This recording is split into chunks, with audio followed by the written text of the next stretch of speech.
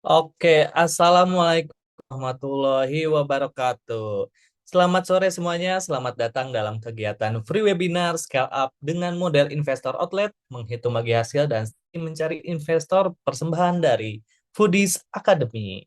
Perkenalkan saya Farizal dari Foodies Academy yang akan memandu teman-teman semua pada sore hari ini. Terima kasih saya ucapkan kepada seluruh teman-teman foodpreneurs yang sudah meluangkan waktunya untuk hadir serta kepada seluruh narasumber Buddhist Academy maupun dari Nova Digital Perkasa yang telah bergabung untuk berbagi ilmu dan pengalamannya. Pada webinar pada hari ini diselenggarakan oleh Foodemy dan didukung penuh oleh PT Nova Digital Perkasa, di mana materi pada hari ini akan terbagi menjadi dua sesi utama yang saling melengkapi. Pada sesi pertama, kita akan mengikuti seluruh materi berjudul Scale Up dengan model investor outlet yang akan disampaikan langsung oleh Mas Danis nih. Mas Danis sendiri adalah edukator dari Foodies Academy. Kemudian pada sesi kedua kita akan mendalami materi tentang bagaimana nih membangun kuliner yang kuat melalui teknologi yang akan dibawakan langsung oleh Mas Calvin Tungki selaku Business Alliance Manager dari Nova Digital Perkasa. Oke, teman-teman foodpreneurs, Foodies Academy belajar bisnis memiliki visi 100.000 foodpreneurs yang tersebar di seluruh Indonesia, yang tentunya akan terus bertambah ya teman-teman. Foodies Academy juga melalui berbagai platform loh teman-teman. Jadi jangan lupa untuk subscribe channel YouTube Foodies di Foodies Channel, karena sudah ada lebih dari 1.000 video edukasi bisnis yang bisa diakses secara gratis. Selain itu juga teman-teman, you follow Instagram official dari Foodies di @foodies.id dan juga dari Nova @digital perkasa. Jadi buat teman-teman nih yang ingin mengabadikan keseruan pada hari ini, bisa banget untuk posting, mention, dan pakai hashtag Foodies Webinar. Oke, teman-teman, ada juga nih kabar gembira untuk teman-teman semua yang sudah bergabung pada sore hari ini. Teman-teman ada kesempatan mendapatkan penawaran spesial dari Nova Digital Perkasa, yaitu special price untuk initial investment Soundbox Nova yang menjadi hanya Rp55 loh, khusus bagi pendaftar pada minggu ini. Bagi pebisnis kuliner yang memiliki tools pembayaran aman dan terpercaya, Nova adalah pilihan tepat karena bukan sekedar mesin pembayaran biasa, tapi juga terminal pintar yang dirancang agar bisnis bisa menerima transaksi dengan lebih cepat, lebih aman, dan juga lebih efisien. Dan juga saya mau bagi-bagi voucher belajar senilai Rp5 juta nih teman-teman, yang dapat digunakan untuk setiap pembelian program Scale Up Bisnis Kuliner ke-16. Voucher ini dapat dimanfaatkan untuk memperdalam ilmu dan membangun fondasi bisnis kuliner yang kuat. Oke,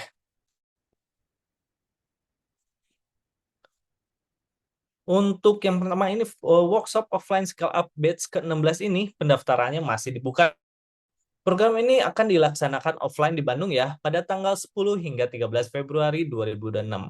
Yang akan ada Mas Rex Marindo sebagai edukator akademi dan juga akan hadir juga Mas Danis Puntoadi dan juga ada Mas Hendra Novianto.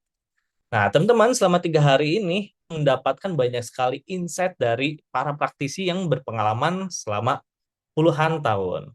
Mulai dari pemahaman mendalam tentang model autopilot, tantangan dan strateginya, hingga cara membuat financial projection secara detail dengan skenario baseline, optimis, pesimis, serta membuat IR atau internal rate of return.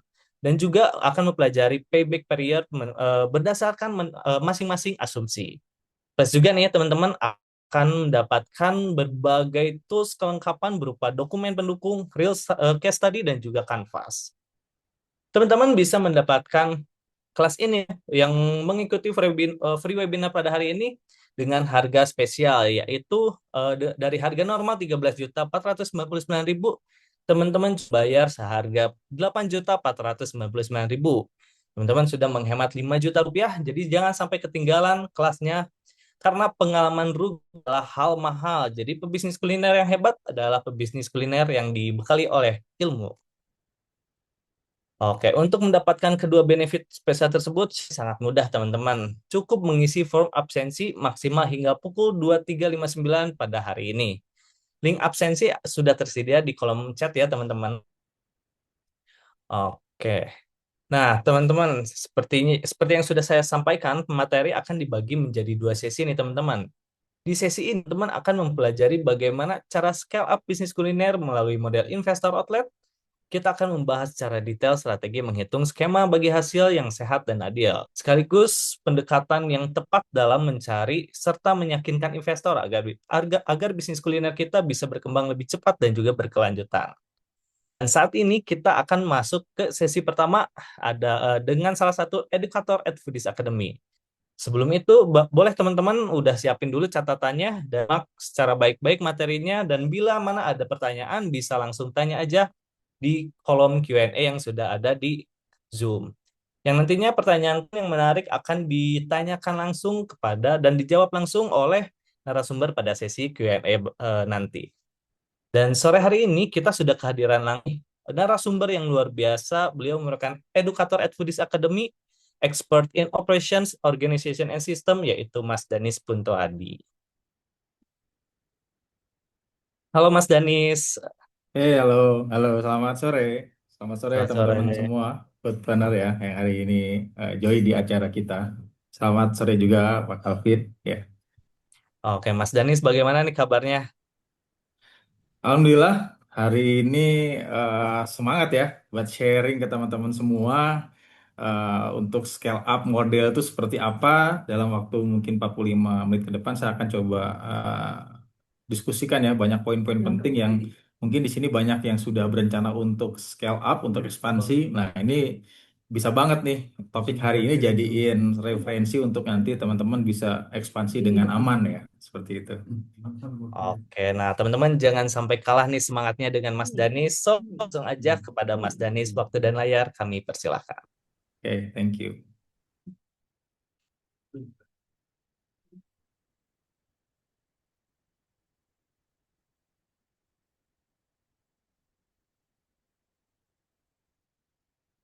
Oke, selamat sore teman-teman semua. Jadi hari ini kita akan diskusi tentang, saya akan sharing materi tentang scale up dengan model investor outlet.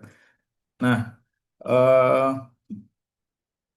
scale up ya, saya akan sedikit bercerita dahulu sebagai pembuka ya.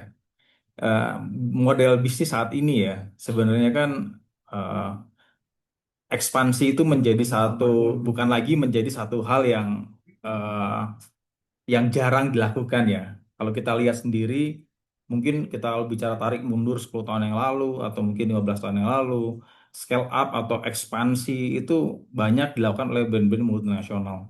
Tapi hari ini di tahun 2025 ini mungkin sejak 5 tahun atau 7 tahun ke belakang, brand-brand Indonesia itu sudah mulai banyak yang melakukan ekspansi yang sangat gencar sekali sehingga eh, eksistensi dari brand-brand lokal ini menjadi kuat dan bisa bersaing dengan brand-brand multinasional. Seperti yang kita lihat sampai hari ini pun brand-brand Indonesia itu bisa tersebar di mana-mana bahkan setelah after COVID dan after berbagai isu-isu terakhir ya dengan adanya isu Palestina Israel dan sebagainya itu eksistensi brand lokal semakin menguat ya di Indonesia.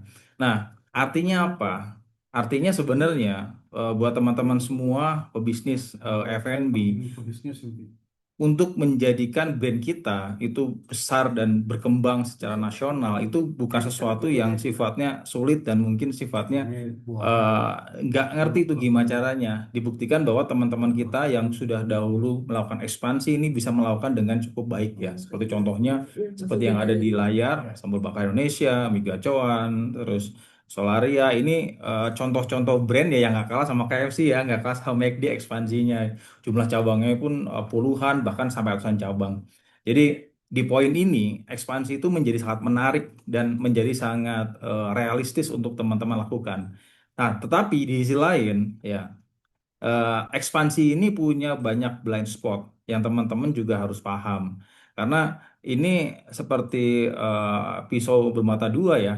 Di satu sisi, ketika kita bisa melakukan ekspansi dengan cara yang baik, dengan strategi yang terukur dan struktur, dan juga dengan pendekatan-pendekatan yang fundamental, ini akan menjadi satu cara yang cepat dan yang realistik untuk membuat growth bisnis kita itu berkembang semakin besar, semakin besar, semakin besar. Tentunya itu akan membuat cuan kita ya sebagai pebisnis semakin gede ya. Dan juga profitability atau cash yang kita punya itu punya peluang itu akan menjadi leverage belasan bahkan saya puluhan kali lipat.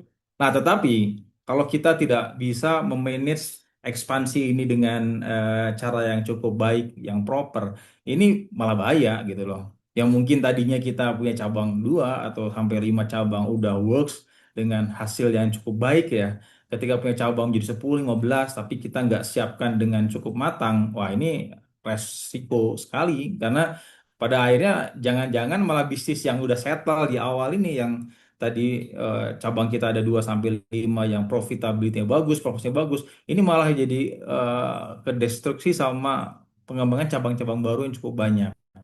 Nah, belum lagi cash flow kita juga, karena mungkin harus mengcover juga cost-cost atau kerugian-kerugian dari cabang-cabang yang kita buka dengan sangat sporadis.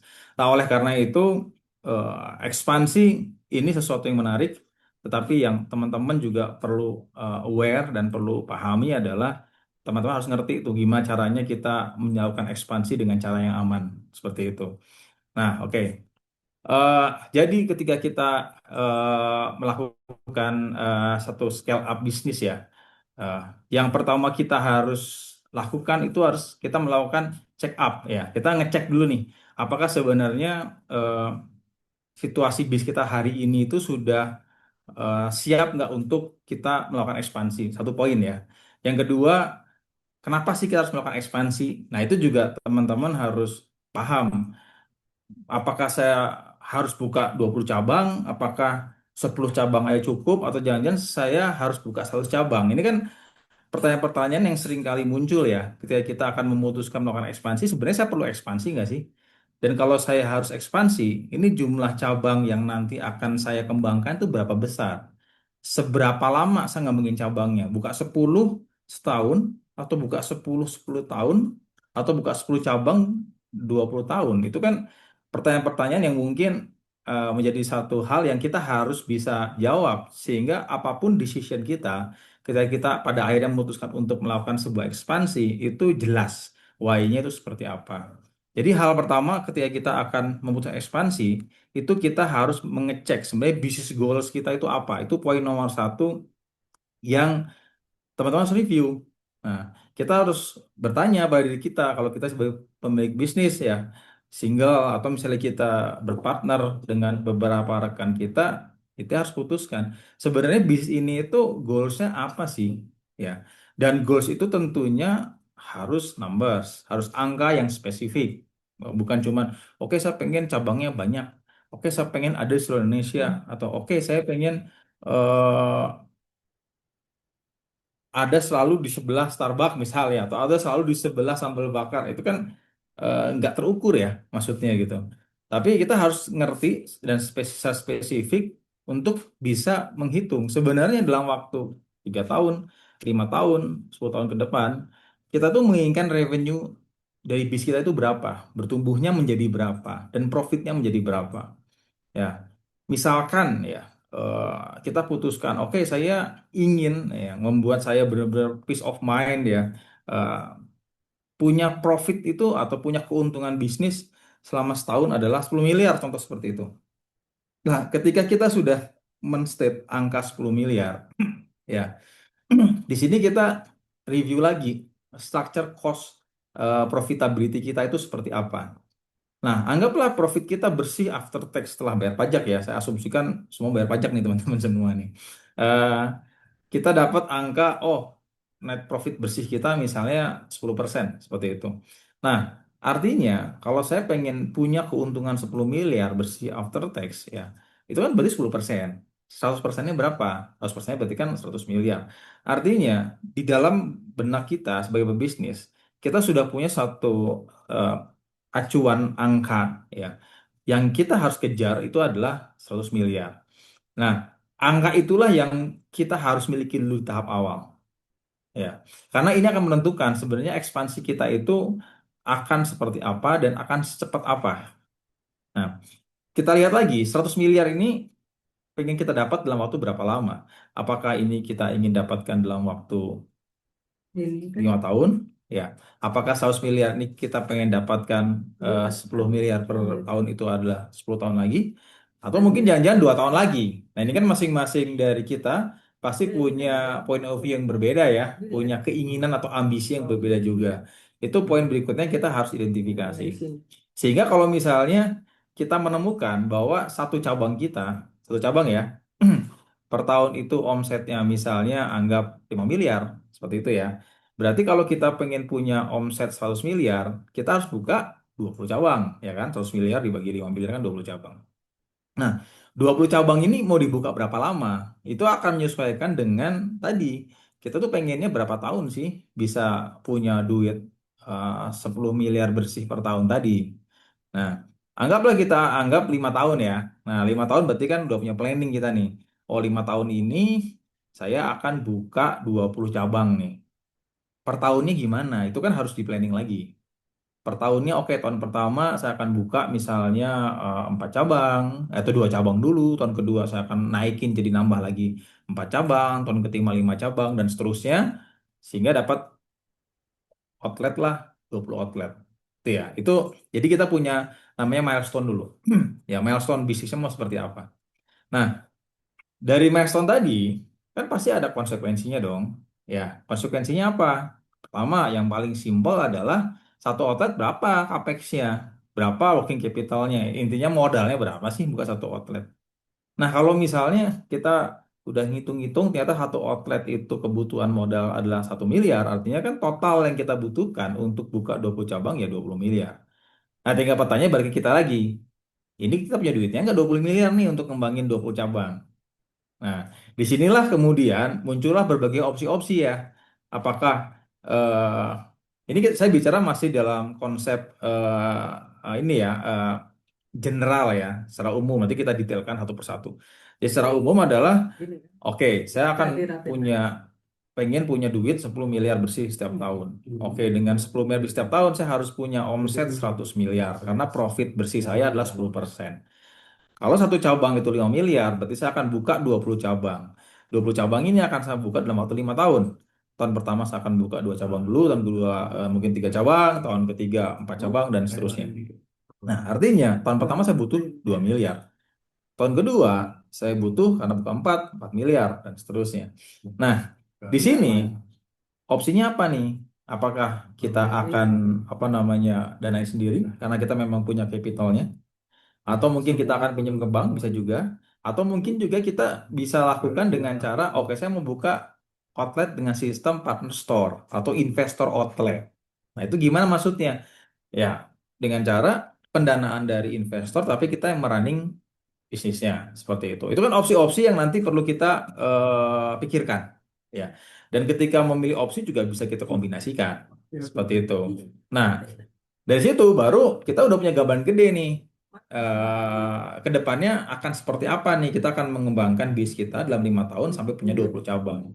Nah, kalau kita udah punya gambaran gede, baru kita bicara masuk ke hal yang sifatnya lebih teknikal lagi.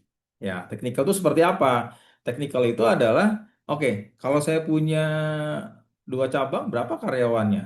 Berarti kan berapa hiring yang perlu saya lakukan? Kalau saya punya 10 cabang, mau seperti apa? Kalau 15 seperti apa? Bagaimana supply chain-nya dan lain sebagainya.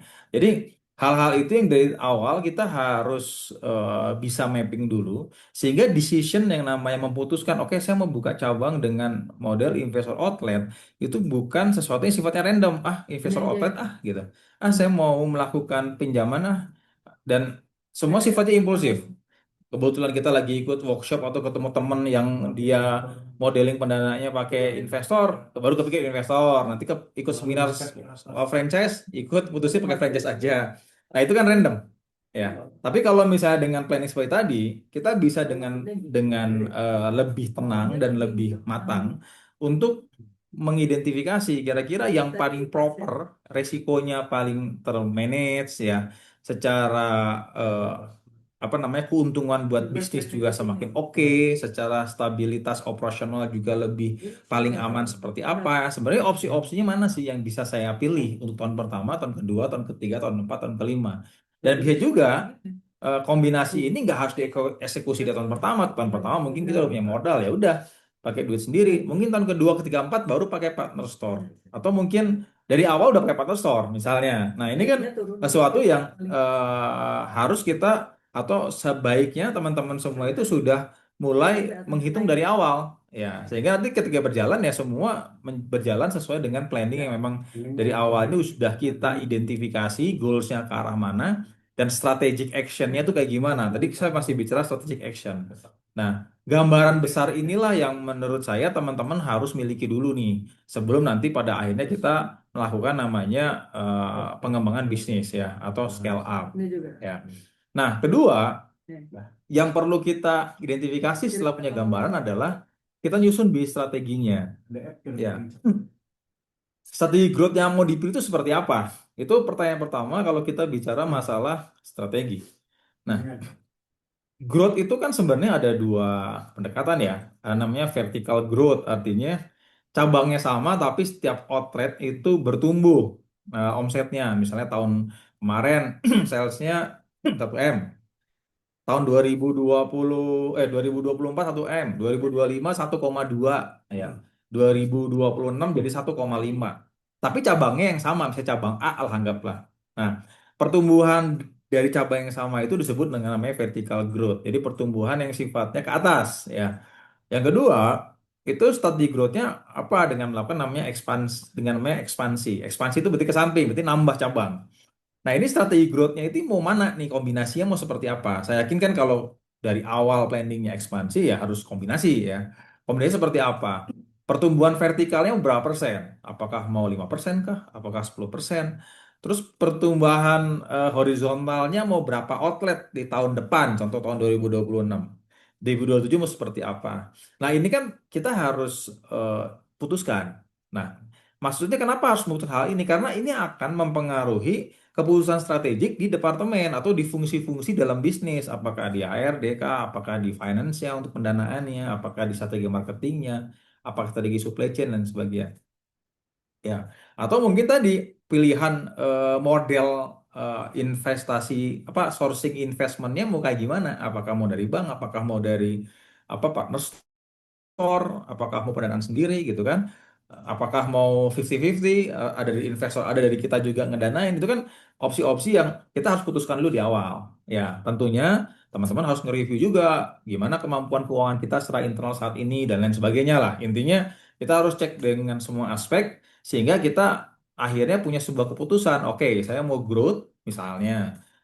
Tahun ini misalnya total revenue-nya udah let's say udah 10 M, contoh seperti itu. Tahun depan dengan pertumbuhan yang ada, kita harus jadi 30 M. Kan mau 100 M ya, hampir 5 tahun. Lalu dari 10 M ke 300 M itu gimana?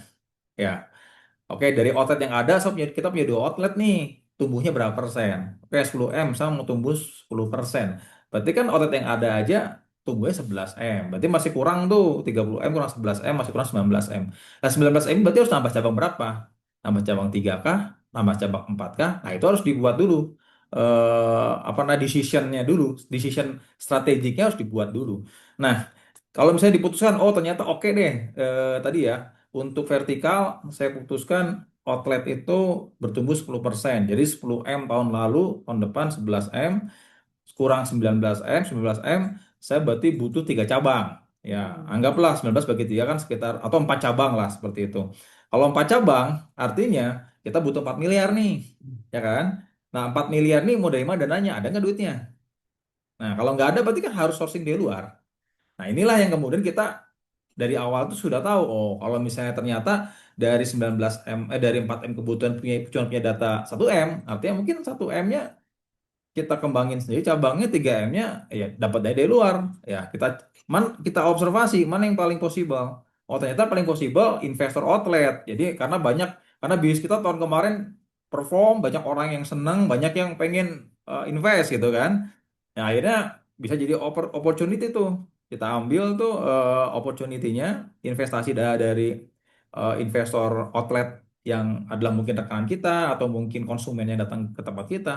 Nah, satu outlet kita kembangin dengan dana keuntungan tahun kemarin. Atau bisa juga kita kombinasi empat-empatnya. Ya, jadi 1M kita bagi jadi 4, misalnya masing-masing kita masukin 250 juta, sisanya kita ambil dari partner store. Nah, ini kan decision-decision yang kemudian kita harus pilih. Nah, kemudian, oh iya, saya tahun depan mau buka 4. Ya, kan tadi kan mau buka 4 putusannya. Buka 4 tuh kotanya mau sama atau enggak? Ya, apakah anggap saya tinggal di Jakarta misalnya. Oke, apakah saya mau buka 4 di Jakarta kah? Ya, apakah saya mau buka mungkin di Jawa Tengah ya, atau mungkin di Jawa Barat? Nah, itu kan harus diputuskan. Ya, tentunya ada strategi dan ada metodenya ya untuk memilih yang namanya teknik ekspansi secara geografi itu seperti apa. Tapi kan hal-hal seperti itu yang pasti akan bertanya-tanya, apalagi tiba-tiba pas lagi kepikir buka 4, ada partner kita, saya mau buka nih di Bali nih, saya modalin segala macam, Wah. Ini kita ambil nggak buka di Bali, gitu kan? Nah, itu kan kita harus cek. Kalau di Bali gimana masalah supply chain manajemennya, aman apa enggak, gimana kontrol operasionalnya, dan lain sebagainya. Nah, itu akan menjadi satu hal yang kita harus review.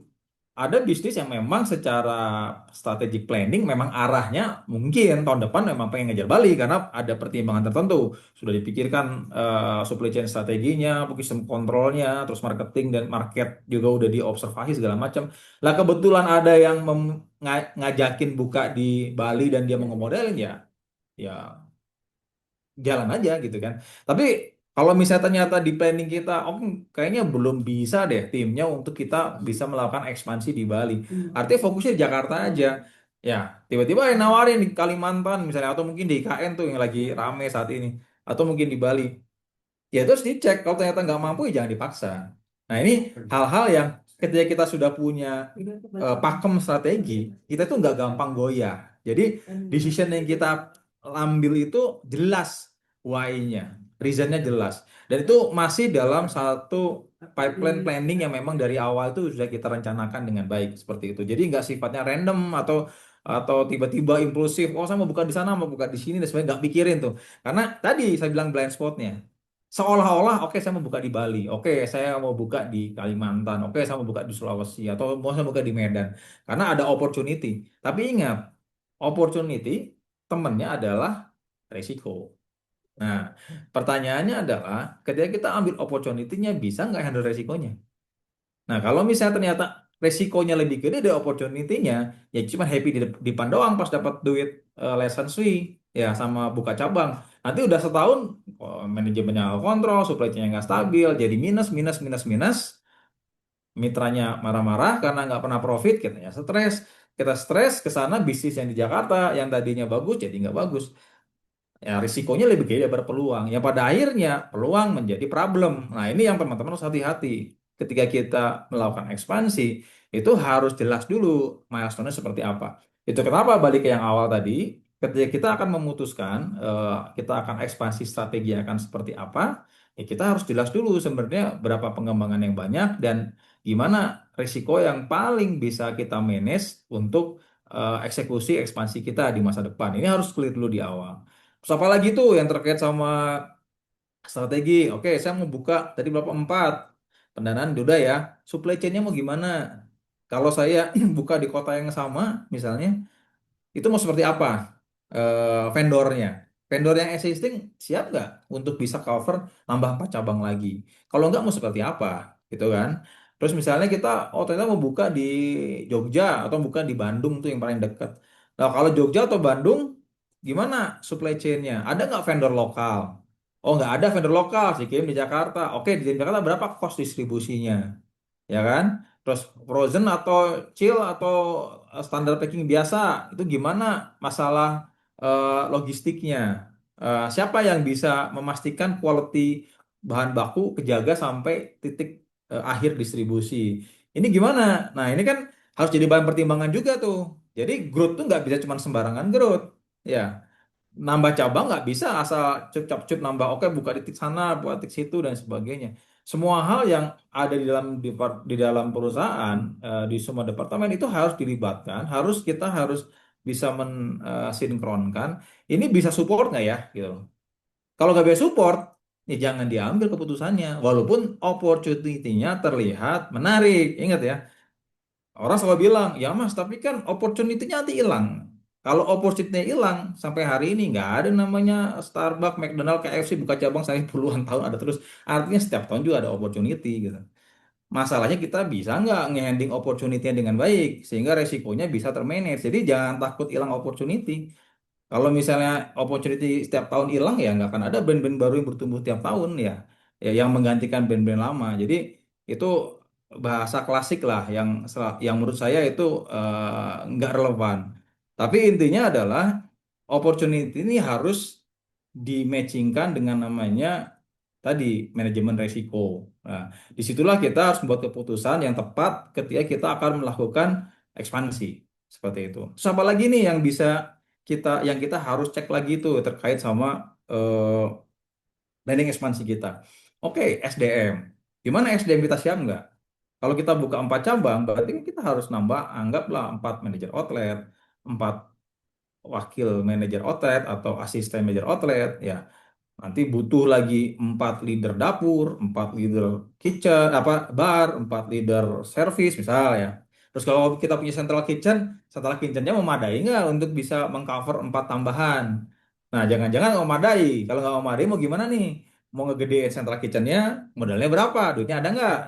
Kalau misalnya enggak, berarti outsourcing. Siapa vendor yang akan kita tunjuk sebagai outsourcing? Nah, ini yang pertanyaan-pertanyaan yang teman-teman harus bisa jawab dan harus bisa, oke, ini termanage nih resikonya nih, resiko supply chain termanage, resiko marketing termanage, kita ngerti, resiko operation termanage leadernya, gimana sistem kontrol SOP-nya, masalah quality, masalah service, masalah cleanliness, kebersihan, masalah koordinasi antar departemen, karena koordinasi dengan 2 cabang sama koordinasi dengan 10 cabang itu kompleksitasnya secara internal aja udah beda.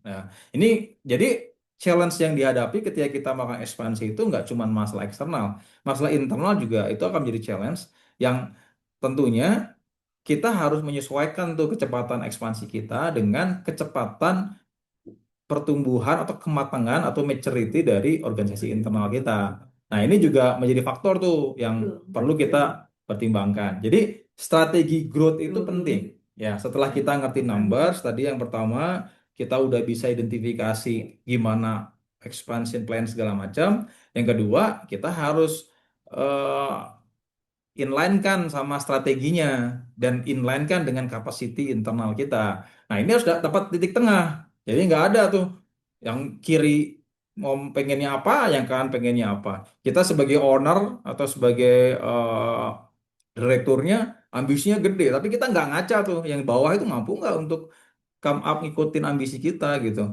Karena kan ambisi itu kan ambisi ya di kepala. Tapi in reality bisnis itu kan di lapangan bukan di kepala.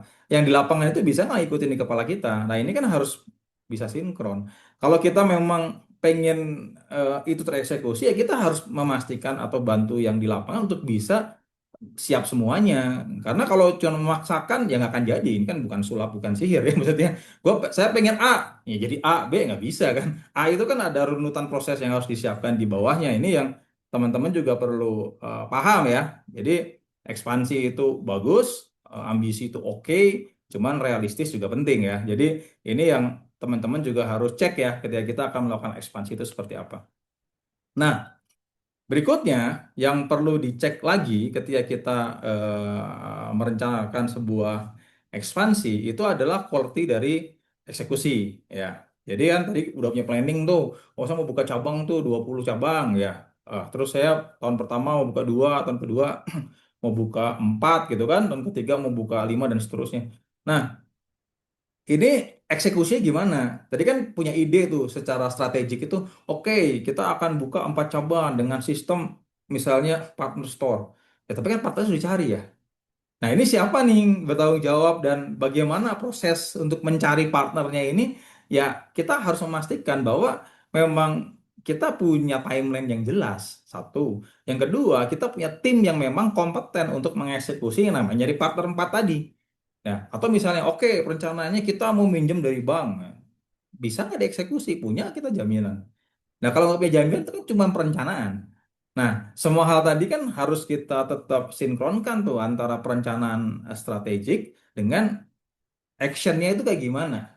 Ya, actionnya itu kayak gimana. Terus operational plan itu kayak gimana. SDM-nya siapa yang nge-hire? Gimana cara ngedapetinnya 4 manajer outlet? Gimana cara ngedapetinnya 4 wakil manajer outlet? Gimana cara ngedapetin misalnya tadi satu outlet bisa butuh 15 orang. Berarti kan tahun depan kalau kita mau buka 4 butuh 60 orang. Itu siapa yang nyari? Siapa penanggung jawabnya? Kita udah mastiin belum tim-tim yang ada di bawah yang eksekusi itu benar-benar mampu tuh untuk mengerjakan semua hal tadi. Nah kalau enggak ya cuman planning doang gitu. Itulah yang terjadi banyak di lapangan ya. Pinter-pinter nih ya. Idenya keren-keren cuman nggak ada yang jadi. Kenapa? Karena tidak sampai menyentuh ranah eksekusi. Karena pada akhirnya eksekusi itu yang akan memastikan semua itu berjalan dengan baik ya. Planning ya planning gitu. Tapi kualitas eksekusi itu kunci. Ya, semua perencanaan itu jadi beneran tuh. Itu yang teman-teman harus make sure. Supply chain, oke, 4. Berarti vendornya harus nambah yang 2 lagi atau harus pindah ke skala yang lebih gede lagi. Nah, siapa yang mencari vendornya? Nah, kita pengen profit 10%. Profit 10% itu kan kalau nambah cabang banyak, itu kan berarti kan pasti nambah back office lah. Back office itu apa? Tim-tim manajer-manajer mungkin yang sifatnya kontrol atau yang nggak berubah langsung dengan outlet. Nah, ini kan pasti nambah yang namanya organisasi, nambah sistem, dan sebagainya namanya cost. Ya, nah si cost-nya ini gimana nih memastikan bahwa terkontrol dengan baik? Ya, siapa yang mengontrol biayanya? Siapa yang mengontrol cost-nya? Ini kan semua departemen punya kepentingan. Ya, orang operasional punya kepentingan dapat orang terbaik dengan jumlah yang sesuai, supply chain juga pengen punya manajer yang bagus dan lain sebagainya, marketing juga pengen namanya promosi dan sebagainya, legal juga pengen komplain. Semua pertanyaannya adalah semua keinginan mereka itu masih ada cost-nya, nggak mungkin nggak. Nah, makanya butuh namanya financial plan nih. Kalau udah mulai ekspansi nih, harus dikontrol nih antara ekspansi, ya, antara revenue plan yang kita dapat sama cost plan-nya itu mau kayak gimana tuh. Nah, sehingga semua perencanaan eksekusi di lapangan itu efektif secara result tapi efisien secara finance. Nah, ini kan harus teman-teman bisa kombinasiin ya antara kedua aspek ini.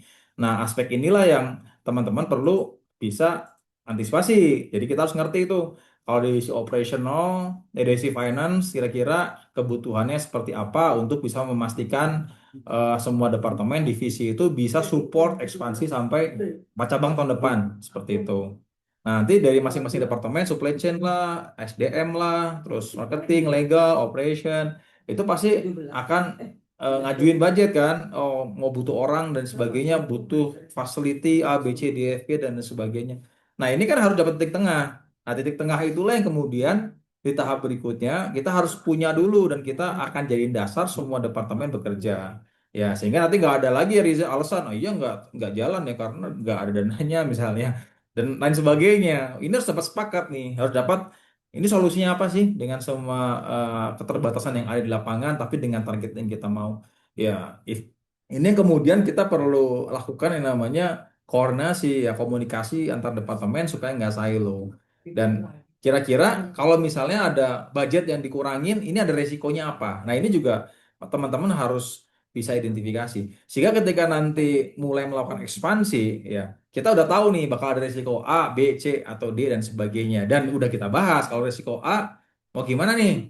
Apakah kita masih pentoleransi ke resikonya, resultnya mungkin karena nggak sesuai dengan 100%, mungkin 90% ya. Atau ada solusi lain atau enggak? Nah ini kan harus kita bahas semua dari awal sehingga si proses ekspansi ini bukan cuman yang penting semangat untuk jemah cabang ya, tetapi semangat nambah cabang tetapi dengan dasar yang kuat, dengan yang namanya kontrol, dengan pagar yang terjaga sehingga ya ekspansinya smooth. Jadi goal awal tadi ekspansi itu nambah omset, nambah profit itu kejadian gitu. Bukan bukan jadi malah nambah pusing, nambah cost gitu karena banyak gagal eksekusi gitu ya karena kitanya nggak detail sampai eksekusi cuma landing aja. Nah ini yang teman-teman juga harus pahami ya ketika kita akan melakukan ekspansi outlet. Nah yang keempat apa nih? Nah keempat adalah tentunya semua hal tadi yang berhubungan eksekusi itu adalah organisasi. Mau orang strategiknya, mau orang eksekusinya, ya itu kan manusia ya, berhubungan dengan people. Artinya, kualitas organisasi juga harus menyesuaikan. Ya, jumlah orang, ekspektasi quality SDM, level misalnya kita punya cabang satu, cabang 5 sama cabang 10 ya tentunya beda. Ya, ini yang kita harus harus sesuaiin. Jangan punya mindset kayak gini. Hah, bisa kok sampai 2 cabang? Gitu. Pakai sampai 10 cabang sama aja lah, pasti bisa tinggal ngulang-ngulang. Tidak semudah itu Ferguson maksudnya. Situasinya bisa berbeda gitu. Kompleksitasnya bisa berbeda. Kalau misalnya si tim kita yang awal itu bisa terus improve terus secara quality-nya dan secara mindsetnya ya mungkin bisa. Cuma kalau misalnya mindsetnya masih mindset ngejalanin 2 cabang terus tiba-tiba dikasih 10 cabang ya itu game over tuh. Pasti apa namanya overwhelm tuh nggak bisa ngehandle karena situasinya lebih kompleks seperti itu. Artinya ini kita harus baca sebagai owner. Ini kira-kira saya akan terus grooming tim Inter lama ini untuk terus berkembang ke atas nih atau saya kombinasi nih, yang memang tim lama punya loyalitas, punya mungkin kita trust juga, tapi kalau ngomongin kapasitas ini agak susah nih. Ini posisinya mau di mana yang tepat. Ini kan bisa kita kombinasi. Jadi hal itu juga kita sebagai business owner harus terbuka ya. Nggak bisa, oh nggak mau, saya pokoknya harus internal. Nah kalau internalnya kagak ada resourcesnya mau gimana gitu ya. Tapi kita pengen ekspansi, ya kan susah ya. Ya itu sulit maksudnya gitu loh. Pengennya ekspansi cepat, cuman nggak mau ngambil opsi lain ya, nggak bisa. Nah ini kan harus disesuaikan gitu. Kecuali memang, oh saya pengen internal, jadi ekspansi akan mengikuti dengan perkembangan kualitas internal ya itu ya silakan. Berarti kan nggak bisa dikejar dengan target waktu. Sesuai tergantung kekuatan dari internal. Nah ini yang teman-teman juga harus planning. Jadi dengan adanya tadi milestone bisnis tahun pertama berapa cabang, kedua berapa, ketiga berapa, keempat berapa, kelima berapa. Ini kan kita punya organization plan. Oke, kalau 2 cabang gimana strukturnya? Quality-nya akan seperti apa yang dibutuhin? Kalau misalnya jadi 6 cabang, gimana nih quality-nya? Strukturnya mau seperti apa? Divisinya bertambah apa enggak? Levelnya bertambah apa enggak? Ya kan? Itu kita pikirin dari jauh-jauh hari sambil diskusi sama mungkin senior-senior kita, atau mungkin partner kita, atau mungkin sama mentor-mentor kita. Itu kita bisa bahas dengan lebih tenang kalau kita udah punya planning organisasi apa planning ekspansi bisnis yang jelas milestone-nya. Tapi kalau enggak semua impulsif kan pusing ya. Tiba-tiba, oke, saya ngeliat tempat bagus nih, buka bulan depan langsung ya, buka 2 cabang, wah mati kita. Terus siapa yang mau mimpin? Ya nanti nyari ambil jalan lah gitu. Renovasinya sebulan, udah sebulan nggak ada leadernya. Terus SDM belum terpenuhin, dari cabang lama ditarik ke cabang yang baru. Yang ada jodoh-jodohnya hancur itu. Nah, ini yang teman-teman harus identifikasi dulu dari awal nih. Ini kira-kira gimana nih pengembangan bisnisnya dan bagaimana nih dengan people planningnya. Itu sebenarnya organization plan tadi. Nah, terus masing-masing juga harus punya indikator. Kalau misalnya ekspektasinya terhadap orang-orang ini, cabangnya satu dua terhadap tim kita ya, itu gimana ekspektasinya? Biar jadi nanti kalau cabangnya 10 ekspektasinya berubah. Nah, ini dari awal kita harus harus bisa sebagai owner atau sebagai direktur, dan kita yang harus sudah paham nih, gimana nih ekspektasi kita di setiap level ini. Karena ekspektasi itu harus dikomunikasiin. Jangan jangan jangan berpikir bahwa anak buah kita, tim kita tuh bisa bisa membaca pikiran dan hati kita ya. Diam-diam berpikir mereka ngerti gitu ya, nggak mungkin ya. Misalnya kita pengen si A dia punya kapasitas misalnya sekarang belum bisa misalnya finance. Saya pengen dia jago finance gitu. Ya jangan cuma ngebatin ya. Sama berharap itu gak akan kejadian tuh di lapangan. Ya kita harus ngomongin ke dia. Misalnya siapa? B, gitu. Pak B. Saya itu kamu itu loyal misalnya, bagus, punya potensi. Nanti 7-6 bulan lagi saya ada buka cabang baru nih. Cuman untuk cabang baru, saya pengen kamu ngerti finance. Kamu mau apa enggak? Tanya dulu mau apa enggak. Jangan-jangan orangnya nggak mau. Oh, tertarik Pak. Oke, kalau tertarik kamu harus menguasai ilmu A, B, C, D, F, G. Dan 6 bulan itu kita grooming. Ya. Jadi proses ini kan proses yang harus kita kita kombinasiin ya, kita inline-kan dengan planning ekspansi kita tadi. Jadi berbagai kegiatan-kegiatan teknikal tadi itu adalah sesuatu yang harus kita lakukan. Artinya setelah kita punya gambaran gede, kita harus ke breakdown lagi. Support activity teknikalnya apa sih untuk mencapai goals besar tadi? Nah, itu harus di breakdown semua satu persatu. Sehingga tindakan kita di lapangan pun inline tuh sama strategi dan goal kita. Jadi jangan sampai strateginya mau kemana, eksekusinya kemana, nggak nyambung tuh. Bisnisnya bingung, tim kita bingung, kitanya juga di akhir kecewa karena nggak sesuai planning nih hasil yang kita mau. Nah ini yang memang teman-teman harus identifikasi ya terkait dengan organisasi ini penting banget nih. Apakah itu di leadersnya, apakah di level middle management kalau sekolahnya udah mulai gede, ya atau di level eksekusi, di level staffnya seperti itu. Yang terakhir ya itu adalah masalah finance. Jadi yang pertama tadi business goal ya, saya coba saya ulang. Teman-teman harus sebelum ngomongin saya mau ekspansi, saya mau scale up, saya pengen pakai partner store dan sebagainya. Yang pertama-tama yang paling basic fundamental harus teman-teman pahami adalah saya mau goalsnya berapa sih gitu. Kecapainya kapan sih? Harus buat nambah cabang berapa sih? Struktur cost-nya seperti apa sih? Struktur revenue seperti apa sih? Profitability-nya seperti apa sih? Gitu kan? Nah, kemudian strategi bisnis untuk mencapai angka tadi mau gimana nih? Mau vertikal atau horizontal? Oke, kalau vertikal gimana caranya? Kalau horizontal mau wilayahnya pengembangannya mau seperti apa, pendanaannya mau dari mana sumbernya, gitu kan. Terus support dari apa namanya departemen-departemen terkait itu harus kayak gimana setiap milestone perkembangan bisnisnya, ya. Kalau sudah jelas secara gambaran dan how to-nya, how to achieve goals-nya, baru kan eksekusinya, kan dieksekusi kan. Nah, kita harus make sure tuh quality-nya harus seperti apa sih untuk mengeksekusi semua hal tadi di masing-masing departemen, di masing-masing divisi, di masing-masing level. Itu harus seperti apa, terus komunikasi yang baik antar departemen seperti apa, komunikasi yang baik di dalam departemen sendiri seperti apa, komunikasi yang baik vertikalnya kayak gimana, itu kita rumusin dulu semuanya.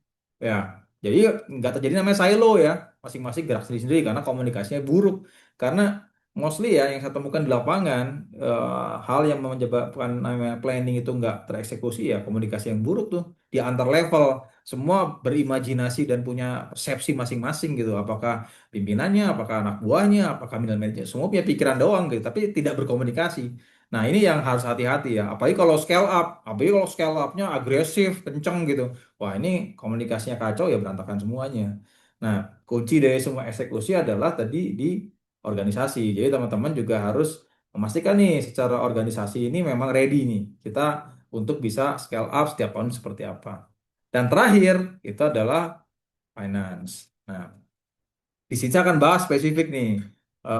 Sebenarnya untuk pendanaan finance untuk store model itu bagaimana sih modelnya gitu ya. Nah, sebelumnya saya kasih satu point of view dulu ya.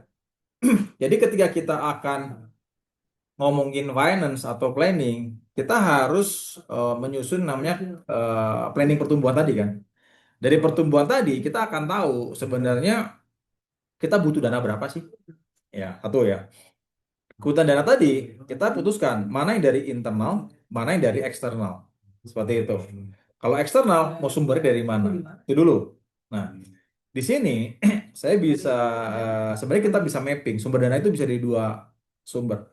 Satu internal, dua eksternal. Kalau internal bisa laba ditahan, ya. Bisa dari cash flow management itu maksudnya apa sih? Contoh misalnya. Kalau misalnya kita ke vendor nih, nah si vendornya ini kita bisa TOP 1 bulan, contoh misalnya. Itu kan berarti ada duit ketahan tuh.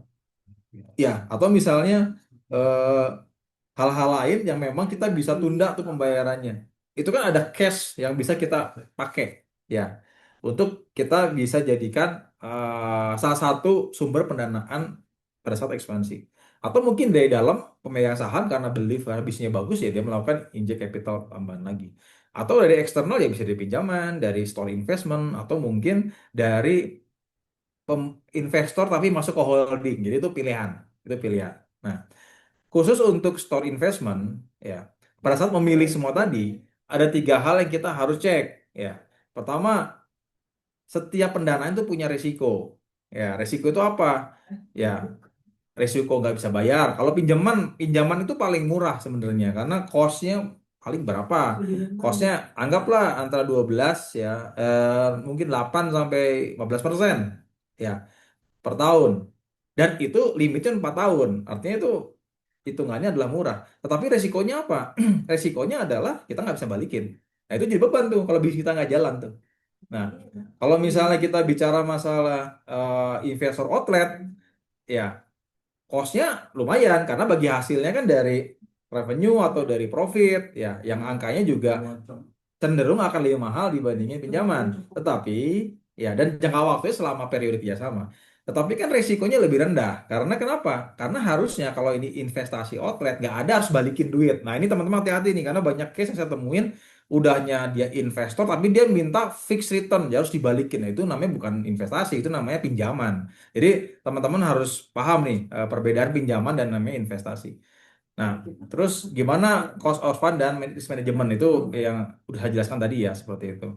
Nah, teman-teman juga ketika menyusun satu perencanaan keuangan, kita harus membuat proyeksi sampai 5 tahun. Ini gambaran ya, ini gambaran proyeksi profit and loss ya, atau laba rugi. Jadi kita dapat nih laba rugi tahun 2024 berapa, 25, 26, 27, 28. Sehingga kita tahu nih net profit ya sampai tahun 2028 dengan kita menambah, ini anggap 54 cabang ya.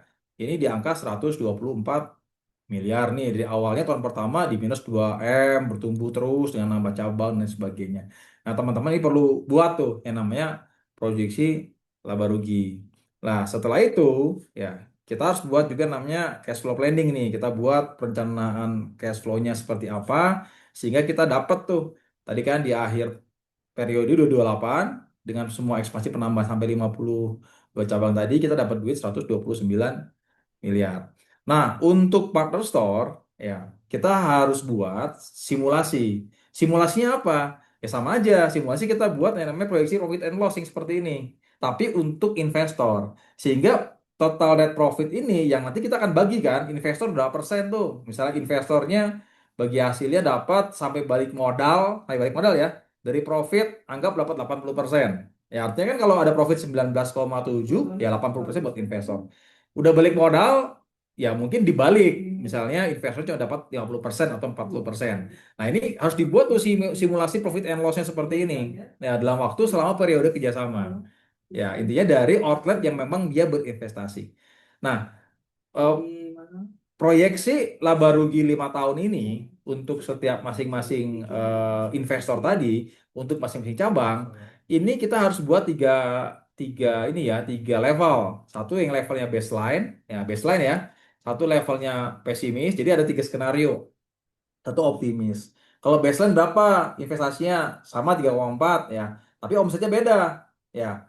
Omsetnya kalau misalnya yang baseline 7M misalnya, kalau misalnya optimis itu 9M setahun misalnya. Kalau pesimis itu 4M. Jadi ada skenario salesnya berbeda. Ya ini kan kalau 7M dibagi 12 ya berarti sekitar berapa tuh? Sekitar 600 juta ya. Ya ini 600 juta setahun. Kalau ini 4,5 dibagi 12 ya mungkin sekitar berapa? 350 juta per bulan. Jadi 350, ini 600. Nah, kalau ini berapa nih? Ini sekitar 800. Nah, ini buat skenario-nya nih. Nah, sehingga si investor kebayang, oh kalau saya invest kondisi normal ya balik modalnya itu payback periodnya 2,8 tahun nih. Tapi kalau ternyata pesimis di 3 tahun 7 bulan. Kalau optimis ya jadi 2 tahun 1 bulan. Nah, ini teman-teman yang harus buat tuh bagaimana tuh proyeksi profit and loss dan kita buat oh kerjasamanya 10 tahun. Nah, dengan kondisi perhitungan seperti ini, ya ini pengembaliannya ini dari omset ya. 12% sebelum balik modal, 12%, setelah balik modal 8%. Oh, iya dapat nih. Kalau baseline sesuai dengan standar normal, ya di akhir periode investor akan dapat angka ini 1,18 seterusnya dan seterusnya seterusnya sampai 1,8. Ini proyeksi pendapatan yang investor sudah dapat.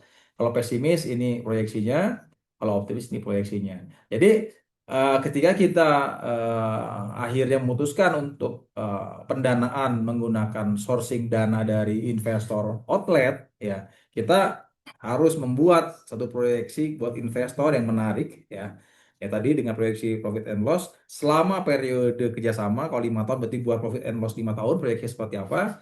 Kalau 10 tahun buat proyeksi profit and loss 10 tahun, dan kita buat resume seperti ini, untuk kemudian ini yang kita tawarkan ke investor sehingga mereka bisa melihat gambaran oh oke bisa menarik atau enggak gitu loh, dan mereka akan bandingkan nih contoh misalnya ini IRR ya misalnya 20% pesimis baseline 32 oh menarik nih kenapa karena bisa dibandingin deposito mungkin ya cuma 6% 7%, kalau dibandingin misalnya enggak nyampe cuma 3% kali, kalau misalnya dibandingin obligasi pemerintah ya mungkin cuma 7%, ini 32% 20% nih. Ya, cukup menarik nih kalau saya masuk. Jadi ini beberapa gambaran ya simulasi buat awareness teman-teman semua bahwa ini penting untuk dibuat sebagai gambaran ke investor tentang performance bisnis dari outlet yang dia akan invest. Oke, kira-kira itu sharing dari saya terkait dengan yang namanya ekspansi dan bagaimana model finance untuk partner store model. Oke, thank you. Oke, baik. Terima kasih banyak Mas Danis atas materi yang telah disampaikan yang pastinya itu sangat insightful banget ya buat teman-teman. Baik, lanjutnya teman-teman, materi akan dilanjut oleh Mas Calvin selaku dari tim Nova. Jadi Mas Calvin ini akan menjelaskan nih ke teman-teman semua apa sih peran Nova Digital Perkasa bagi dunia F&B dan kenapa bisnis kuliner itu wajib banget nih ya untuk meningkatkan awareness-nya terkait digitalisasi. Halo, selamat siang Mas Calvin. Ya, selamat sore Mas. Terima kasih. Oke, Mas Calvin, semoga teman-teman jangan lupa ya siapkan untuk catatannya. Baik, Calvin, waktu dan tempat saya persilakan. Ya, siap. Terima kasih Mas. Sebelumnya terima kasih untuk Mas Danis untuk pembukanya. Tadi untuk materinya saya rasa sudah sangat useful banget, berguna banget untuk teman-teman di sini. Nah, izin perkenalkan saya Calvin dari PT Nova Digital Perkasa atau Nova. Ingin meng-share atau membagikan sedikit materi mengenai satu produk kami dari Nova yang kiranya akan berguna untuk bisnis teman-teman semua pemilik bisnis F&B di sini. Jadi izin saya share screen teman-teman semua. Ya, apakah layar saya sudah terlihat? Oke, sudah terlihat, Mas. Ya, sudah masuk ke PowerPoint ya, tapi slide-nya ya sudah masuk ke slide, Mas? Atau teman-teman sekalian? Ya, sudah masuk, Mas. Ya, oke. Jadi kalau begitu izin saya mulai. Ya, sebelumnya terima kasih untuk Foodies untuk kesempatan dan waktu yang telah diberikan kepada Nova.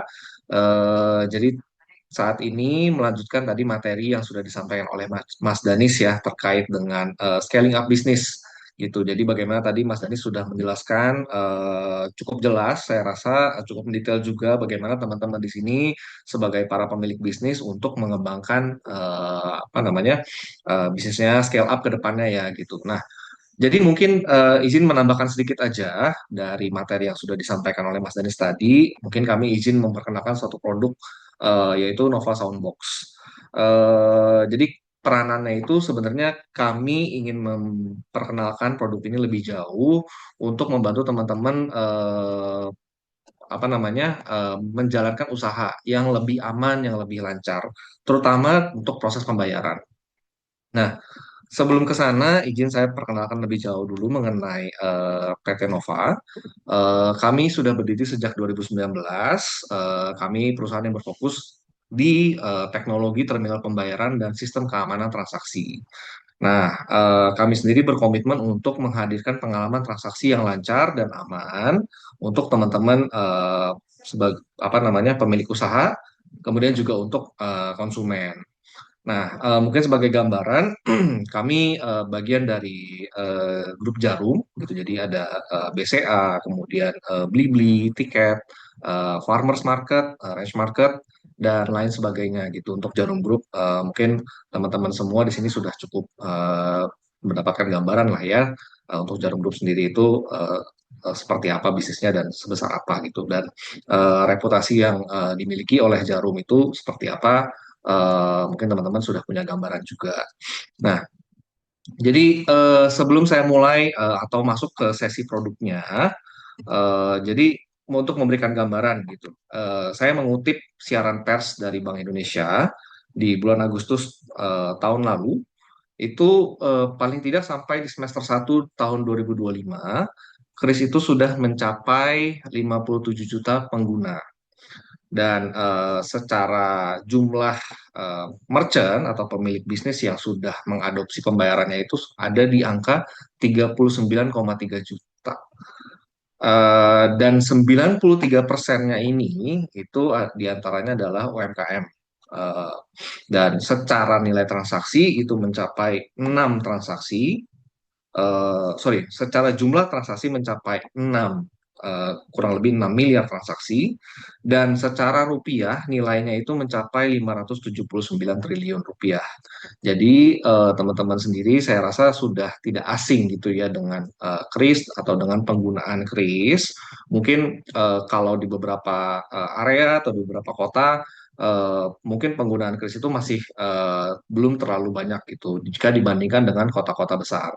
Tetapi seperti statistik yang telah disampaikan juga melalui Bank Indonesia ini, teman-teman juga bisa melihat bahwa transaksinya itu sudah sangat besar karena bisa mencapai 579 triliun rupiah. Itu hanya di semester 1 2025 lalu gitu. Jadi kalau secara trennya sendiri sebenarnya penggunaan kris ini terus meningkat dari awalnya itu pada saat di launching sekitar tahun 2020 lalu itu jumlahnya terus meningkat hingga sampai saat ini.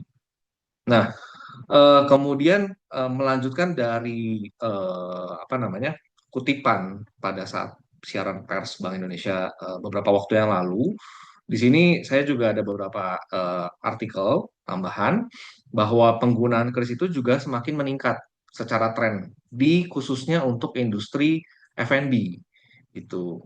Mungkin di sini teman-teman yang juga sebagai business owner gitu mungkin punya pengalaman yang lebih relatable, yang mungkin lebih merasakan bahwa oh memang penggunaan kris di tempatnya atau di area saya itu semakin meningkat gitu.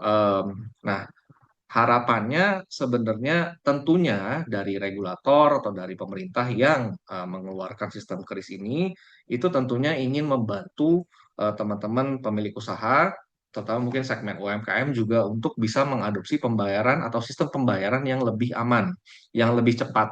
Karena kan mungkin kalau kita flashback sedikit ke beberapa waktu yang lalu atau mungkin sebelum zamannya ada kris, itu di saat pembayaran itu masih didominasi menggunakan cash ataupun menggunakan kartu. Nah, mungkin teman-teman di sisi operasional kasir biasanya ya, itu yang akan sering tuh mengalami kendala pada saat menerima pembayaran, kemudian butuh siapin kembalian. Jadi kalau saya apa namanya flashback juga beberapa tahun yang lalu, itu ada tuh beberapa kali misalnya saat saya mau membayar, oh kasirnya belum siapin kembalian. Nah, kadang-kadang jadi nuker duit dulu gitu. Kadang-kadang em, apa namanya dari kasirnya sendiri keluarin duit dari dompetnya sendiri, nanti ditukar, nanti kemudian pada saat penutupan harinya itu direkon lagi. Nah, itu satu proses yang lumayan cukup menyulitkan ya. Nah, tentunya nanti itu bisa jadi berdampak ke satu mungkin proses operasional, yang kedua juga mungkin ada risiko gitu, ada uang yang misalnya tidak sengaja tidak tercatat karena tadi ada proses penukaran dan lain sebagainya. Nah, itu yang nanti mungkin secara proses akan meribetkan gitu secara apa namanya eh, untuk operasional bisnis sehari-harinya. Nah, jadi kris ini sebenarnya dihadirkan oleh pemerintah untuk membantu teman-teman pelaku usaha. Nah, tapi sebelum ke sana, sebelum saya masuk ke mengenai Soundbox Nova, mungkin teman-teman di sini pernah mendengar, mudah-mudahan tidak sampai mengalami ya, itu kasus di mana misalnya pembayaran yang dilakukan menggunakan kris itu amit-amit ada yang diindikasi dengan proses penipuan atau tindak penipuan maksudnya.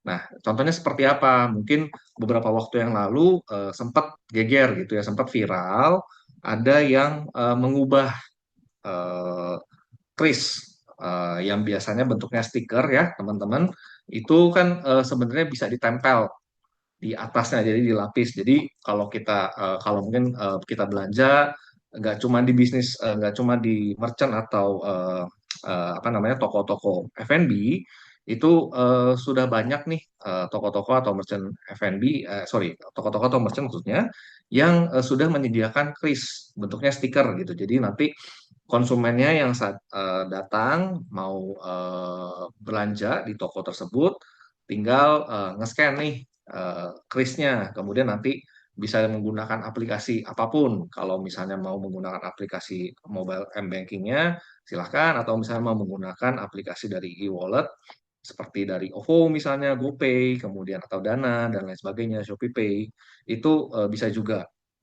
Nah, kan tetapi teman-teman sebagai pemilik usaha itu sejujurnya untuk stiker kris itu cukup rentan, teman-teman. Jadi misalnya ya ada oknum gitu pegawai yang eh, iseng gitu mengganti stiker krisnya menjadi milik mereka pribadi gitu sehingga dana transaksi yang dilakukan atau dibayar oleh konsumen itu nanti masuk ke rekening oknum misalnya seperti itu. Nah, jadi kejadian-kejadian seperti itu mungkin saja terjadi. Nah, mungkin makanya kalau teman-teman di sini sebagai pemilik bisnis yang misalnya sudah nih memiliki fasilitas pengajuan EDC ke bank. Nah, itu secara proses pembayaran teman-teman akan lebih mungkin sedikit repot karena harus menginput nominal transaksinya, tetapi secara keamanan teman-teman aman karena EDC itu lebih pasti, lebih aman. Kalaupun misalnya EDC-nya kenapa-napa, itu juga rekening teman-teman sebagai pemilik bisnis itu aman karena itu ada di sisinya bank. EDC itu hanya memproses pembayaran. Nah, jadi berangkat dari prinsip tersebut, sebenarnya kita ngelihat ada kris yang sudah diisukan oleh Bank Indonesia sebagai regulator. Kemudian juga ada perangkat yang bentuknya mirip seperti EDC. Nah, lahirlah satu produk yang kami sebut sebagai Nova Soundbox. Jadi sifatnya itu sebenarnya mengkombinasikan penggunaan EDC seperti yang untuk pembayaran kartu dan tapi ini untuk membantu teman-teman pemilik usaha untuk menerima pembayaran melalui kris. Nah, kenapa demikian? Karena prinsipnya itu kami melihat EDC itu sebagai satu perangkat pembayaran yang dapat menerima transaksi secara aman. Nah, jadi secara resiko teman-teman semua sebagai pemilik usaha itu resikonya lebih dapat termitigasi ya karena satu misalnya kalau untuk kristatik gitu tadi misalnya bisa ditempel bisa ditimpa stikernya. Nah kemudian yang kedua juga sebenarnya bisa juga kita melihat dari sudut pandang kadang-kadang mungkin ada konsumen yang salah nih pada saat dia scan dia input nominalnya sendiri terus mungkin karena kita saat buru-buru kita ngelihat oh nominalnya bener nih dia bayar nih tapi nolnya hilang satu misalnya gitu. Nah kadang-kadang kita mungkin buru-buru kita agak sekedar cuma ngelihat ya udah gitu ternyata nolnya kurang satu gitu. Nah jadi secara produk ini yang kami melihat ada satu fitur atau satu nilai yang kami ngerasa itu dapat membantu teman-teman semua sebagai pemilik usaha untuk menerima transaksi pembayaran lebih aman. Nah, kemudian secara produk ini kami juga sudah bekerja sama dengan bank yang kami anggap sebagai bank yang cukup terpercaya. Jadi dalam hal ini kami memproses pembayarannya itu atau krisnya Bapak Ibu sekalian sebagai pemilik usaha itu nanti tersambung dengan Bank BCA. Karena kami tadi kembali sebagai bagian dari Jarum Group.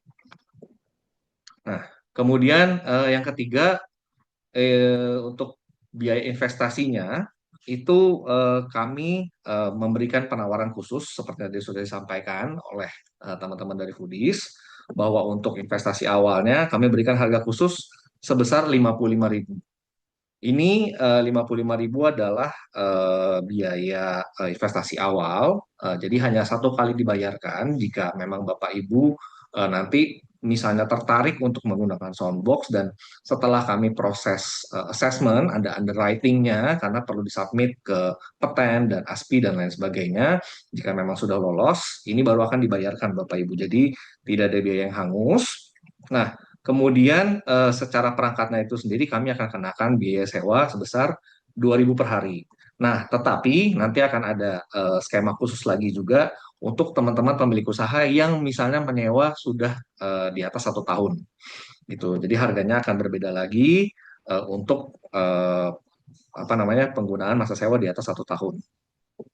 Nah, kemudian pencairan dana ini kami juga pastikan akan di disburse ke rekening pemilik usaha atau business owner itu dalam waktu hari berikutnya, H+1. Dan ini kami sejauh ini kami keep untuk pencairan itu tetap menghitung hari kalender ya. Jadi bukan hari kerja. Jadi misalnya hari Jumat transaksi atau bisnis dijalankan, hari Sabtu kami akan disburse atau cairkan dananya ke rekening Bapak Ibu sekalian sebagai pemilik usaha. Nah, jadi secara rinciannya untuk investasi awal sebesar Rp55.000 ini kami sudah masukkan atau sudah hitung termasuk biaya pengiriman untuk semua business owner di seluruh Indonesia. Kemudian ini juga biaya sebenarnya kalau untuk kuota internet bulanan, perawatan soundbox itu masuknya ke biaya bulanan yang dibayarkan ya Bapak Ibu. Nah, kemudian nanti juga akan kami sertakan pelatihan penggunaannya. Jadi pada saat soundbox itu kami sebar atau kami pasang di tempat Bapak Ibu sekalian, ini kami akan berikan juga proses atau cara pelatihan untuk menggunakan perangkatnya. Nah, jadi tadi seperti yang sempat saya sampaikan di slide sebelumnya, untuk tahun pertama itu biayanya itu sebesar 2.000 per hari atau kurang lebih sebesar Rp60.000 per bulan karena kurang lebih 30 hari ya dalam satu bulan. Nah, kemudian untuk tahun kedua, jadi untuk teman-teman pemilik usaha yang sudah berlangganan selama 1 tahun untuk di apa namanya di tahun kedua akan kami kenakan harga khusus hanya sebesar Rp1.000 per hari seperti itu. Nah, tambahan di sini untuk produknya ini sendiri hanya terkait perangkatnya ya Bapak Ibu.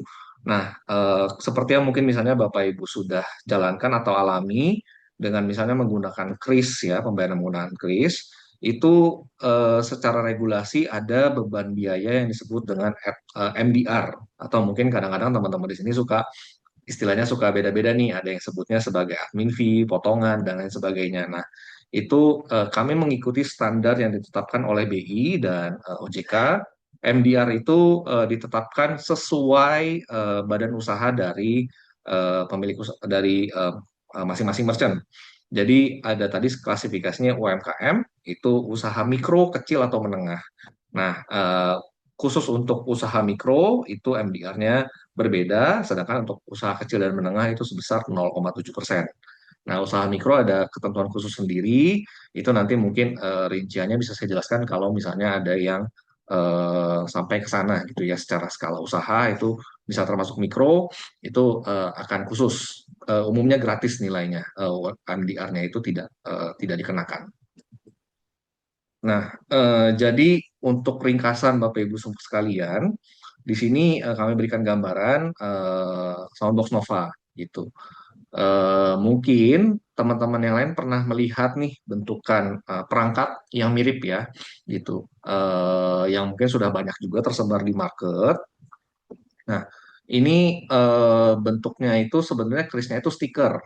Jadi kris ini tetap sama seperti yang kami sediakan juga, hanya bedanya kalau perangkat kami itu nominal transaksinya teman-teman sekalian dari sisi kasir atau pemilik usaha yang langsung input gitu nominal transaksinya ada semacam keypad di belakangnya itu untuk nanti input transaksinya. Nah, sedangkan kalau untuk yang lain saat ini yang sudah tersebar di market itu bentuknya kris statis. Nah, kris statis ini memang mungkin secara perangkat atau secara proses pembayaran dari teman-teman kasir lebih mudah karena nggak perlu input. Tapi tadi yang mungkin bisa jadi ada kesalahan, mungkin atau bagaimana. Nah, ini biasanya menyesuaikan lagi dari teman-teman pemilik usaha mana yang lebih nyaman. Apakah yang seperti statik ini atau yang bentuknya seperti EDC yang tetap kita input dulu nominalnya. Nah, kemudian secara investasi juga ada sedikit perbedaan. Nah, ini mungkin soal kenyamanan aja nih dari Bapak Ibu sekalian. Apakah willing misalnya untuk bayar yang lebih mahal dan bagaimana? Itu secara rincian harganya yang kami tahu seperti ini. Eh, Kemudian izin saya masuk ke sesi selanjutnya. Jadi tadi mungkin secara slide aja ya gambar produknya.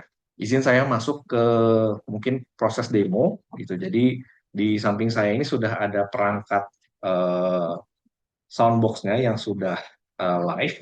Ini jadi bentuk bentuk aslinya ya Bapak Ibu sekalian. Sebentar, izin saya connect dulu.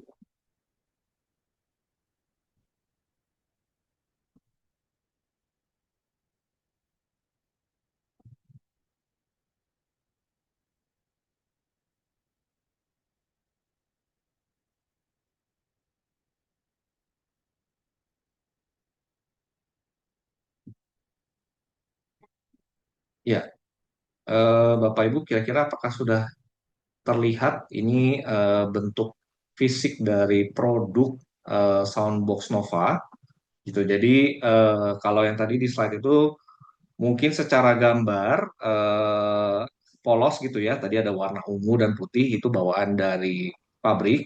Sedangkan ini kami sudah mengikuti standar desain dari ASPI. Itu jadi ada logo kris, kemudian ada kata-kata, satu kris untuk semua, GPN dan lain sebagainya. Nah, di belakangnya itu Bapak Ibu ini bentuknya keypad seperti yang tadi ditampilkan di gambar. Dan untuk penggunanya juga sebenarnya cukup mudah. Itu di mana nanti Bapak Ibu hanya tinggal input nominal transaksinya. Jadi misalnya, oh customer saya atau konsumen saya ingin membayar sebesar misalnya 100.000. Jadi ini tinggal diinput 100.000 rupiah, nolnya 5 kali. Nah, kemudian nanti kalau memang sudah benar angkanya dicek lagi di display. Jika sudah benar, tinggal ditekan tombol yang hijau ini. Gitu. Nah, bagaimana kalau misalnya nolnya nggak sengaja kelebihan satu, jadi 1 juta gitu. Nah, ini saya hapus saja. Ini tinggal tekan yang kuning, atau kalau mau dihapus sekalian semuanya tinggal tekan yang merah, X. Sebentar. Oke, ya.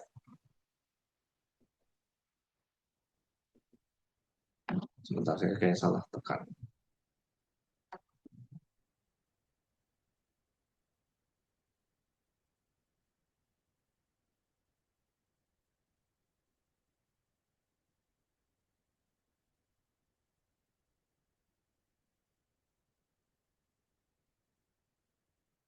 Ya.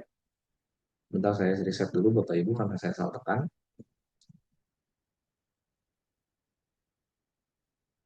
Oke. Nah,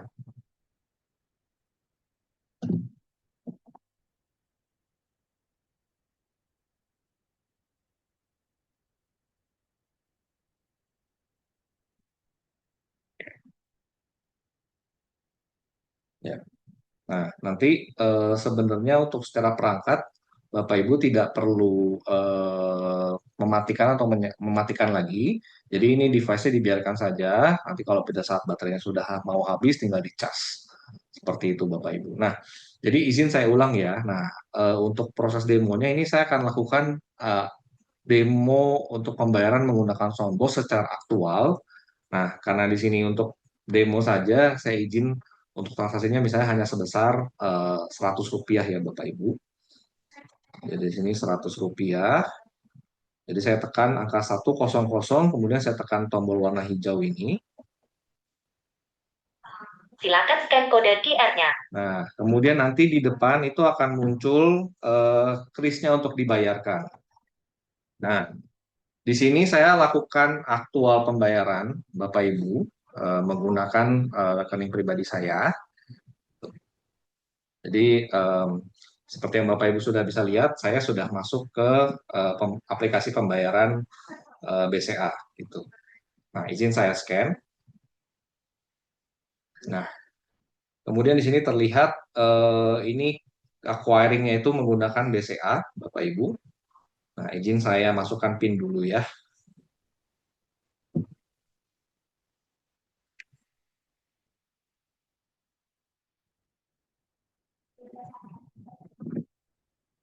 Ya, Pembayaran diterima sebesar Rp100.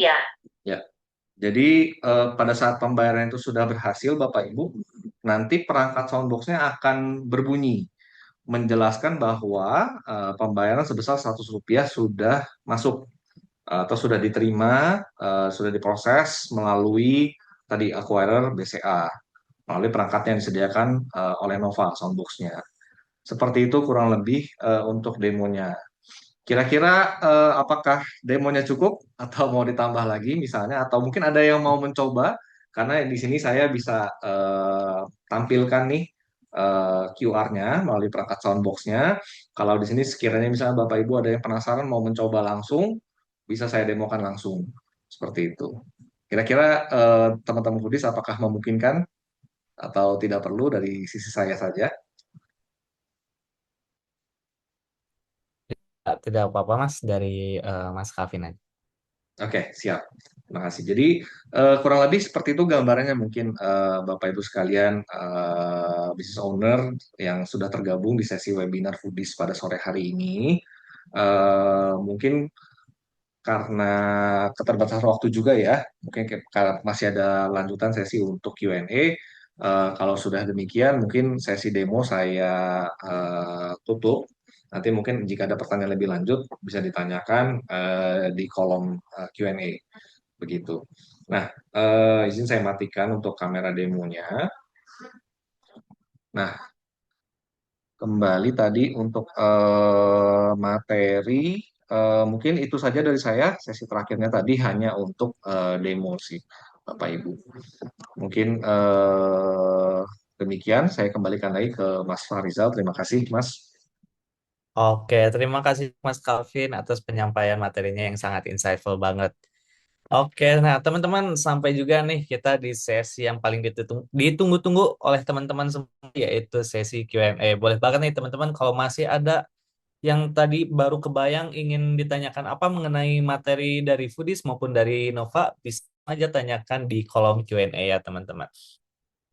Oke, saat ini sudah banyak banget nih pertanyaan yang masuk. Yang pertama ini dari Kariski. Pertanyaan nih, bagaimana cara menentukan skema bagi hasil yang adil dan berkelanjutan antara owner UMKM dan juga investor outlet agar bisnis bisa scale up tanpa mengorbankan kontrol dan juga cash flow. Oke, Oke, mungkin mungkin boleh buat dibantu. saya pertanyaannya ya. Oke, Eh, oke, thank you pertanyaannya. Jadi eh, sebenarnya tidak ada apa ya angka pasti ya, secara secara secara harus bagi hasil 20% atau dari profit atau 15% dari profit atau 80 sorry, dari omset atau 80% dari profit. Jadi dasarnya adalah begini. Ketika kita menawarkan satu penawaran investasi ke investors, hal nomor satu yang kita perlu jelas itu adalah ini investasi balik modalnya berapa lama. Seperti itu. Oke, anggap eh, kita menjanjikan pengembalian modal selama 2 tahun atau 24 bulan. Misal seperti itu. Nah, jika misalnya dengan proyeksi profit and loss yang kita buat tadi misalnya, jadi bagi hasil ke investor itu bisa dengan dua pendekatan. Satu dari revenue, dari pendapatan, jadi dari omsetnya, ya. Kedua dari profitnya. Ya, ini ada dua opsi yang teman-teman bisa explore lah. Baiknya mana dan sebagainya ini plus minus tentunya. Nah, saya mau kasih simulasi dari omset dulu. Misal ternyata tadi kan balik modal 2 tahun. Terus dia investasi itu misalnya 1 miliar. Ya, contoh misalnya. Berarti kalau misalnya dalam atau supaya gampang lah 1,2 miliar. Berarti kan kalau kita ngomong 1,2 miliar, berarti dibagi 12 dong, ya kan? Kalau dibagi 12 artinya dia itu harus dapat pengembalian itu sebanyak eh, berapa? eh 2 miliar dibagi berapa tadi?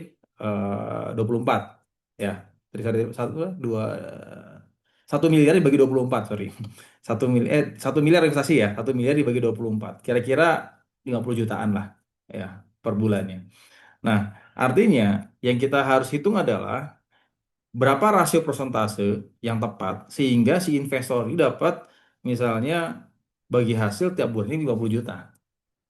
Nah, kalau misalnya ternyata misalnya ternyata eh, omsetnya adalah 500 juta, misal ya. Berarti kalau bagi hasil dari omset 50 juta itu adalah 10% dari 500 juta. Nah, berarti skema yang kita tawarkan ke investor adalah 10% dari omset seperti itu.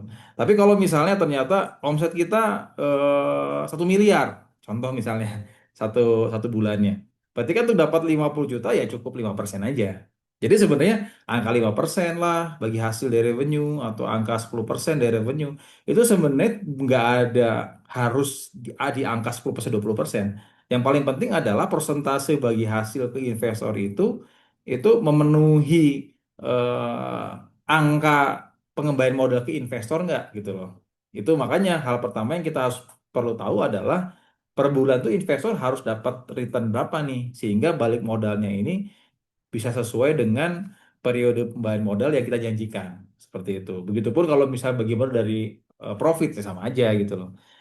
Profitnya misalnya 100 juta, contoh misalnya kita pengen 50 juta ya berarti kan 50% dari profit. Ya kan tinggal masalah angka aja mau 50%, 40%, mau 70% dan sebagainya. Itu tinggal masalah angka aja. Yang paling penting itu adalah berapa rupiah tuh yang kita harus kasih ke investor setiap bulannya sehingga dia bisa balik modal selama periode yang kita janjikan. Kalau setahun, setahun, kalau 2 tahun, 2 tahun. Kira-kira gambarnya seperti itu. Oke, terima kasih Mas Danis atas jawabannya. Bagaimana Mas Rizky atas jawabannya? Semoga bisa terjawab semuanya ya. Oke, selanjutnya ada pertanyaan dari Kak Billy nih untuk Pak. Kalau untuk pembayaran melalui Nova, apakah pasti masuk ke rekening jika ada konfirmasi dari Novanya? Karena pernah kita mengalami decrease hasil, tapi sebenarnya belum masuk nih pembayarannya ketika dicek besoknya.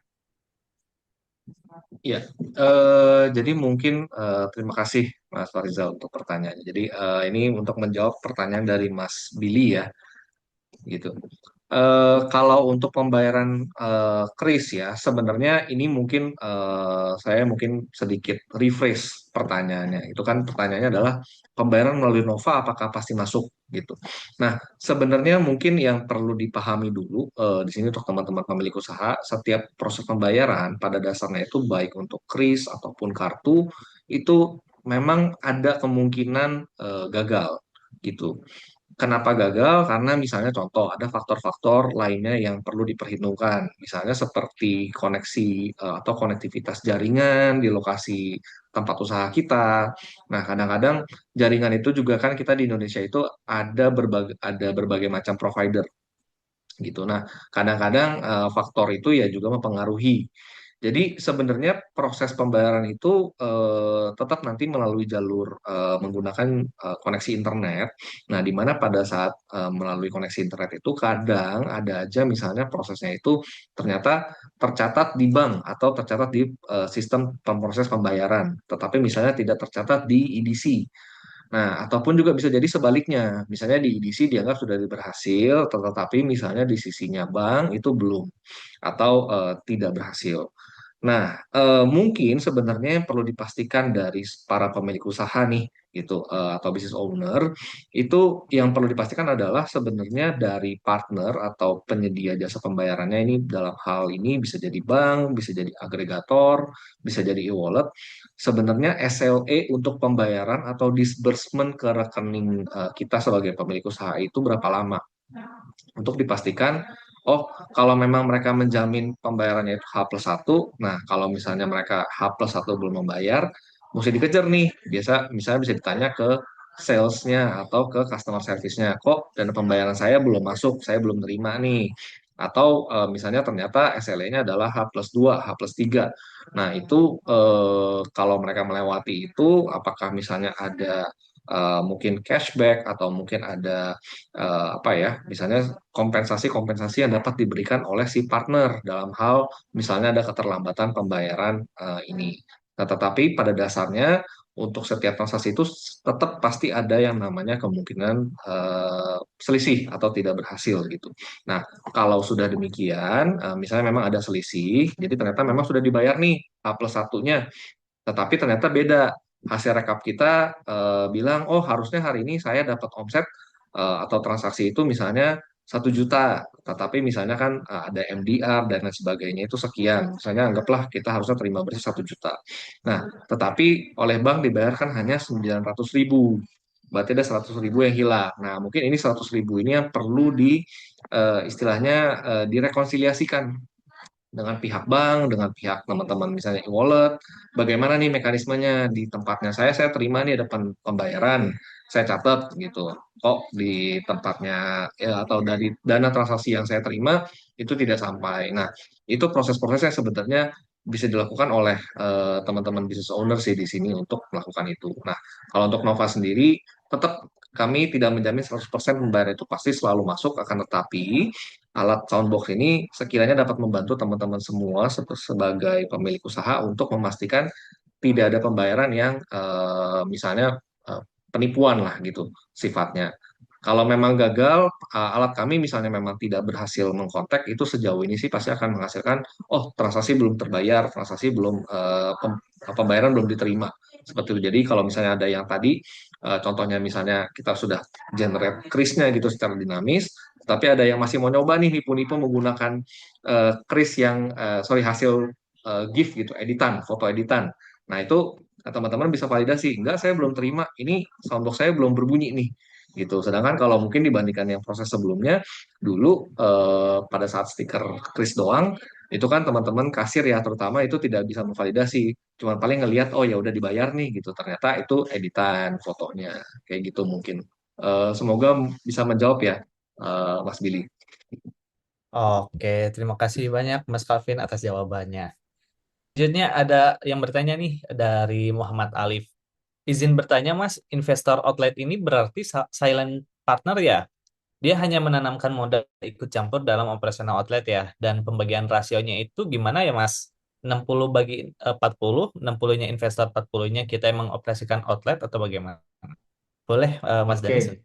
ya betul. Jadi tepat ya. Jadi jadi memang partner store itu adalah investor outlet. Jadi dia tidak masuk ke holding atau nggak masuk ke PT ya, ke perusahaannya. Tapi dia hanya berinvestasi dalam satu outlet. Nah, statusnya juga bukan memiliki outlet, tetapi dia ya seperti misalnya saya mau invest di saham atau saya mau invest di mana di project tertentu dan sebagainya. Dan di mana itu ada batas waktunya, apakah 5 tahun, apakah 3 tahun, apakah 10 tahun. Nah, tetapi si investor ini berhak mendapatkan manfaat dari keuntungan bagi hasil dengan outlet yang dia investasikan seperti itu. Tetapi secara operasional, secara intervensi-intervensi sifat strategik itu eh, investor ini tidak memiliki hak ke arah sana. Nah, catatan buat teman-teman ya, hal-hal seperti ini kadang-kadang kan persepsinya bisa beda-beda ya. Ya, karena banyak investor juga yang nggak paham. Jadi yang nggak paham bukan cuma kita sebagai pebisnis, investornya juga nggak paham bahwa memang namanya partner store itu ada mekanisme atau limitasi membuat mereka tidak bisa seenaknya masuk akses ke outlet dengan begitu aja mencampur apa ngutak-ngatik masalah strategi operation dan lain sebagainya. Nah, oleh karena itu satu hal yang mungkin saya ingatkan, ketika teman-teman sudah memutuskan untuk menggunakan skema partner store, ini perjanjian legalnya harus clear. Satu ya, semua apa yang boleh dan apa yang tidak boleh atau hak dan kewajiban dari kita dan investor itu harus jelas di perjanjian. Sehingga itu harus disepakati di awal ya sama.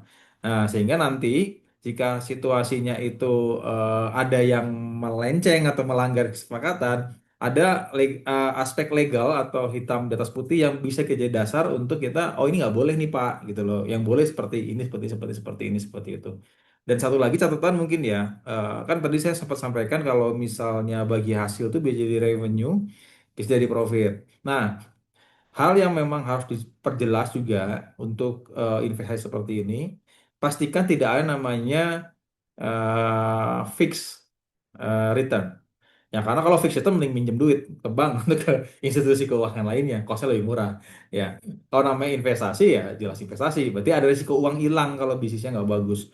Makanya sedapat mungkin si investor itu kasih informasi setransparan mungkin situasinya seperti apa, mungkin suruh lihat laporan keuangan dari historical bisnis kita kayak gimana, mungkin suruh banyak mungkin visit ke outlet untuk bisa lihat situasinya dan sebagainya sehingga si investor nggak ngerasa ditipu karena banyak case-case di lapangan juga yang memang dimanfaatkan nih sama oknum-oknum pebisnis yang ya jual bisnis bodong lah seperti itu. Nah, itu nggak bagus ya.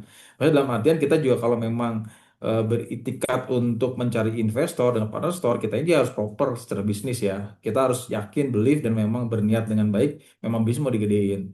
Nah, ini sesuatu hal yang memang dari awal dua pihak, dari kita yang komitmen dan dari investor harus paham juga batasan sejauh mana, sehingga mereka invest uang itu benar-benar tenang lah seperti itu. Nah, yang berikutnya mungkin catatannya tambahan untuk investor yang bagi hasil dari revenue. Kalau day profit kan enak ya, misalnya profitnya minus, ya artinya nggak ada bagi-bagi, clear. Ya, nah, tapi kalau dari revenue kan investor nggak ngerti ini sebenarnya berapa profitnya gitu ya. Dia taunya kan terus dapat bagi hasil dong, mau kita rugi atau nggak rugi. Artinya kalau bagi hasil dari revenue, kita harus juga menyatakan bahwa jika di omset berapa kita udah minus. Sehingga investor sudah paham resikonya seperti apa.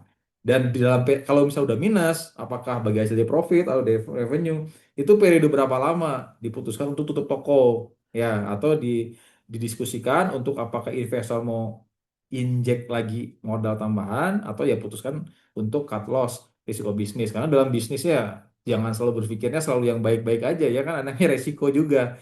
Nah, ini yang harus dikomunikasikan dari awal nih ke investor sehingga bisnis sama-sama enak lah. Kitanya bisa ekspansi, growth didanai dengan investor, investor juga tahu resiko dan dia bisa ngukur lah kira-kira resiko loss-nya seperti apa dan dia masuk juga dengan apa informasi yang jelas. Kira-kira seperti itu. Untuk Oh, skema bagi hasil tadi saya jelaskan di awal ya. Mungkin udah dijelaskan di pertanyaan pertama. oke. Terima kasih Mas Danis atas jawabannya. Oke, kita langsung lanjut pertanyaan selanjutnya dari Kak Asep. Kak, itu Nova kelihatan bahwa customersnya sudah bayar karena pernah ada kasus liatin bukti dan foto ke finance, ternyata hasil editan kayaknya udah pernah beli di kita juga dan khawatir kasir sedang sibuk apalagi gugup ketika banyak customer yang beli. Oke, Ya, boleh silakan Mas Calvin untuk jawabannya. ya, terima kasih Mas. Ya, jadi Mas Asep mungkin di sini jadi salah satu business owner yang relate ya dengan salah satu kasus yang terjadi gitu. Jadi mungkin cerita sedikit gitu. Alasan kenapa kami juga memilih gitu untuk memulai mendevelop satu perangkat yang kami sebut sebagai soundbox. Ya itu karena memang kenyataannya ini memang benar terjadi gitu. Jadi saya ingat sekitar 2 tahun yang lalu di salah satu kantin kantor karyawan tempat kami beroperasi itu sempat cerita bahwa mereka pernah ibu-ibu ini menjual produk gitu ya, menjual makanan soto itu pernah ngelayanin langsung sekitar sekitar kayaknya sekitar 10 atau 11-an customer itu nominal transaksi hingga 300.000 gitu. Nah, kemudian ya karena mungkin langsung mereka si ibu ini hanya berdagang hanya sendiri lah gitu untuk nyiapin makanannya, kemudian sampai menerima atau mengecek pembayaran, ngasih kembalian itu dia ngerjain semuanya itu sendiri. Nah, kebetulan ya karena memang itu kantin dan sekitar jam 12 siang itu kan rush hour-nya ya kantin karyawan itu penuh kemudian ya sekitar 12.30 konsumennya itu pas mau ditagih dicek udah hilang gitu orang-orangnya. Jadi dari situ sebenarnya kita ngelihat bahwa oh kris itu sebenarnya memang satu alat pembayaran yang membantu nih gitu. Akan tapi kita tentunya juga mesti berjaga-jaga lah atau berhati-hati karena tetap yang namanya konsumen ataupun apapun itu dalam bisnis kita juga mesti siap terhadap resiko ada sesuatu yang kita mesti jaga dari sisi kita sendiri gitu sebagai pemilik usaha ya contohnya tadi gitu sehingga kemarin itu pada saat saya dengar cerita dari si pemilik usaha ini si ibu pemilik warung soto.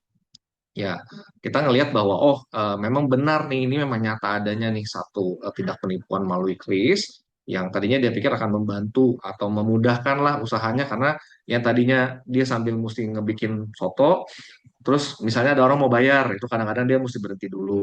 Nah, sebenarnya kan dengan menggunakan kris itu konsumen diharapkan bisa langsung bayar, dia tinggal nengok ngelihat oh ya sudah dibayar nih. Nah, tetapi ini bahkan waktu itu sih kebetulan case-nya itu ngilang ya orangnya ya, tetapi pernah ada juga memang dia bilang beberapa oknum yang misalnya bayar ya pakai foto editan gitu. Nah itu ternyata juga nggak cuma Ibu Soto tempat langganan saya inilah mengalami kasus gitu. Ternyata tenan-tenan sebelahnya itu juga memang ada mengalami gitu. Nah, tapi pada dasarnya sebenarnya kami datang, kami ingin mencoba merevolusioner aja satu proses atau satu alat yang tadinya memang sudah ada, yang sudah disediakan oleh teman-teman dari provider lain gitu ya. Nah, harapannya ya alat yang kami sediakan ini bisa membantu teman-teman pemilik usaha gitu. Lebih jauh lagi dari sekedar misalnya menggunakan kris yang statik gitu, tapi ini bentuknya dinamis. Nanti juga sebenarnya ada beberapa fitur-fitur tambahan lain gitu yang kami ngelihat akan lebih bisa dikembangkan jika menggunakan perangkat soundbox dinamis ini. Tadi saya lihat ada beberapa pertanyaan, mungkin saya izin jawab atau jelaskan di sesi sorry, di pertanyaan berikutnya ya, Mas Farizal. Terima kasih, Mas. Oke, baik. Terima kasih banyak Mas Kavin atas jawabannya. Selanjutnya ada dari Mas Iwan Gozali nih. Saat kapan sebuah perusahaan memilih menerima simpanan dari investor dibanding dengan meminjam dari bank? Oke. Boleh Mas Danis untuk Oke, jawab. wah, pertanyaannya bagus nih. Jadi gini, eh dua-duanya ada plus minusnya ya. Kalau kita, jadi jika kita yakin ya bisnis kita itu eh, growth-nya itu bisa sangat bagus sekali ya, dan resikonya itu minim. Jadi risiko bisnisnya sangat minim sekali. Dan kita punya akses karena kan minjem duit juga harus ada akses ya, nggak mungkin minjem minjem aja, ada apa namanya, harus ada agunan dan lain sebagainya ya. Opsi untuk meminjam itu menjadi opsi yang menarik ya. Jadi ada dua dua aspek yang jadi consideration. Satu, kita confidence-nya tinggi banget nih ya. Yang kedua, memang kita punya apa namanya, berbagai persyaratan yang memungkinkan kita untuk melakukan peminjaman. Nah, tetapi jika misalnya kita pengen coba melakukan namanya mitigasi risiko. Jadi kan risikonya ada macam-macam ya. Ya, tapi bukan berarti saya bilang bisa jelek kasih ke investor ya. Jangan salah nangkep. Jadi bisa tetap bagus, tapi kita pengen mitigasi risikonya. Ya, bahwa ya split-split resiko lah. Ada risiko kalau misalnya pinjaman kan 100% di kita nih sebagai pemilik bisnis. Tapi kalau misalnya ada satu pengembangan yang kita pengen coba spare risiko juga ke investors, ya itu menjadi opsi juga yang menarik. Dan kalau kita juga nggak punya misalnya agunan-agunan atau akses ke perbankan atau sumber peminjaman lain juga, opsi untuk partner store sangat menarik sekali karena bisa dibilang risikonya minim dan prosesnya juga cepat kan. Kuncinya tinggal satu sih, kita bisnis proofing aja gitu, tunjukin bisnis kita bagus, prosesnya bagus. Itu biasanya pasti banyak investor partner store yang tertarik sih, yang pengen invest di hotel kita, seperti itu. Oke, baik. Terima kasih banyak Mas Danis atas jawabannya. Selanjutnya ada dari Kak Akmalu Hadi nih. Untuk Nova, apakah ada biaya settlement per perincian perharinya? Terus ada kontak personnya nggak nih untuk berlangganan? Oke, boleh banget Mas Calvin untuk dijawab. Ya, siap. Terima kasih, Mas. Jadi kalau untuk biaya settlement per hari itu, kalau dibilang spesifik biaya settlement ya tidak ada ya, gitu, Mas. Tetapi tadi kembali mengacu kepada regulasi, itu ada yang disebut dengan MDR. Nah, MDR itu sebenarnya bukan biaya per settlement, tetapi sebenarnya itu adalah biaya yang dikenakan oleh BI atau diregulasikan oleh BI lebih tepatnya untuk setiap transaksi yang dilakukan. Nah, jadi sebenarnya mungkin saya agak sedikit mundur ya gitu karena kan ini termasuk sebenarnya kan webinar ini kan untuk sesi edukasi. Nah, jadi saya izin meng-share lebih banyak lah mengenai pembayaran gitu, mengenai sistem pembayaran di Indonesia. Jadi sebenarnya teman-teman pemilik usaha di sini mungkin kalau terutama yang sudah terbiasa atau sudah menggunakan EDC itu sebenarnya setiap pembayaran itu dari bank atau penyedia layanan pembayaran itu mengenakan biaya yang disebut dengan MDR atau Merchant Discount Rate yang sebenarnya itu dikenakan per transaksi, Bapak Ibu. Akan tetapi si penyedia layanan ini baru bisa memotong nanti per hari. Umumnya per hari ya, karena kan sebenarnya pemilik usaha itu biasanya baru men-settle dana transaksinya atau sebenarnya mengakui, settle itu kan sebenarnya proses untuk mengakui transaksi-transaksi yang telah terjadi atau dilakukan hari itu menggunakan alat pembayaran yang dimaksud. Nah, itu baru bisa dilakukan pemotongan MDR-nya itu berdasarkan transaksi yang sudah diakui masuk. Nah, sehingga kesannya atau seolah-olah terlihat seperti, oh pada saat saya men-settle, dana yang ditransfer oleh bank itu berkurang nih atau terpotong. Padahal sebenarnya itu bank itu menghitung dari semua transaksi yang masuk atau yang sudah diproses. Nah, Nova itu sendiri sama prinsip kerjanya seperti penyedia layanan pembayaran yang lain. Kami mengenakan biaya MDR karena memang sudah mengikuti regulasi yang ditetapkan oleh BI. Nah, kalau mungkin di sini pertanyaannya itu tadi hanya sekedar dikenakan apa tidak, ya ada, tapi kita sebutnya MDR ya gitu. Jadi harapannya supaya ke depannya tahu nih Bapak Ibu sekalian sebagai pemilik usaha bisa membedakan mana yang MDR.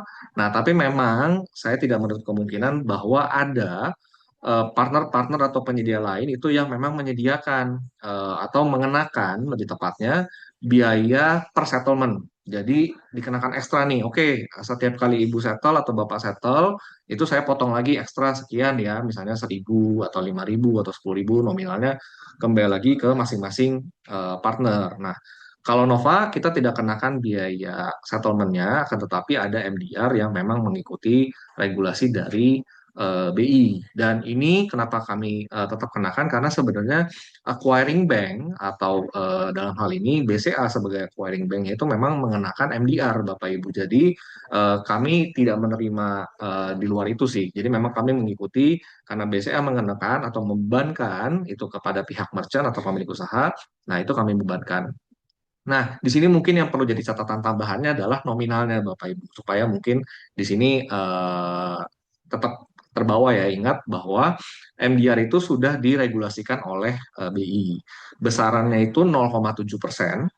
Jadi transaksi kris itu sebenarnya dibebankan MDR sebesar 0,7%. Jadi silakan nanti bisa dihitung. Misalnya hariannya omsetnya sekian, 10 juta, 20 juta, tinggal dihitung 0,7%-nya. Jika itu menggunakan kris. Nah, tetapi kalau untuk kartu, debit dan kredit itu berbeda. Debit itu nilainya 0,15% untuk kartu on-us. On-us itu maksudnya adalah transaksi kartunya dengan edisinya itu sama bank itu transaksi on us. Tetapi kalau misalnya untuk off us, jadi edisinya bank A, kemudian kartunya kartu bank B, itu MDR-nya sebesar 1%. Nah, itu kartu debit. Kalau kartu kredit ini yang baru dibebaskan oleh Bank Indonesia, itu dikembalikan ke masing-masing bank untuk mau mengenakan MDR berapa.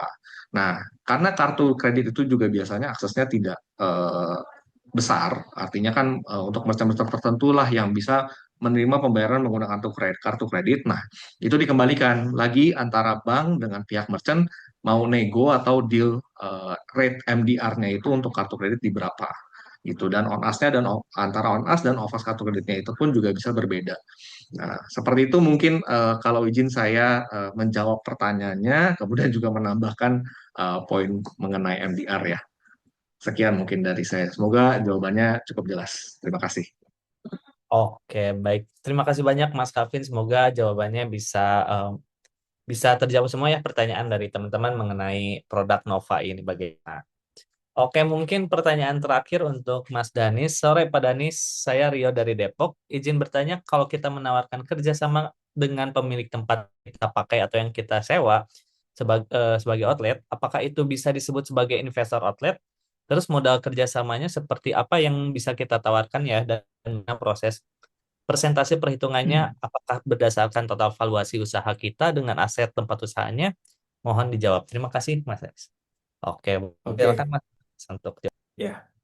Jadi sebenarnya kalau kita pecah ya, ada namanya whole package investment. Jadi semuanya ditanggung sama investor karena investor punya dana, tapi dia tidak punya, misalnya tadi nggak dia nggak punya tanah atau mungkin dia nggak punya apa namanya equipmentnya dan sebagainya. Tapi ada juga sebenarnya dari partner store ini yang dipecah-pecah. Jadi dalam satu partner store itu tidak selalu satu investor ya. Kadang-kadang ada beberapa investor ya, bisa 1 sampai 3 investor.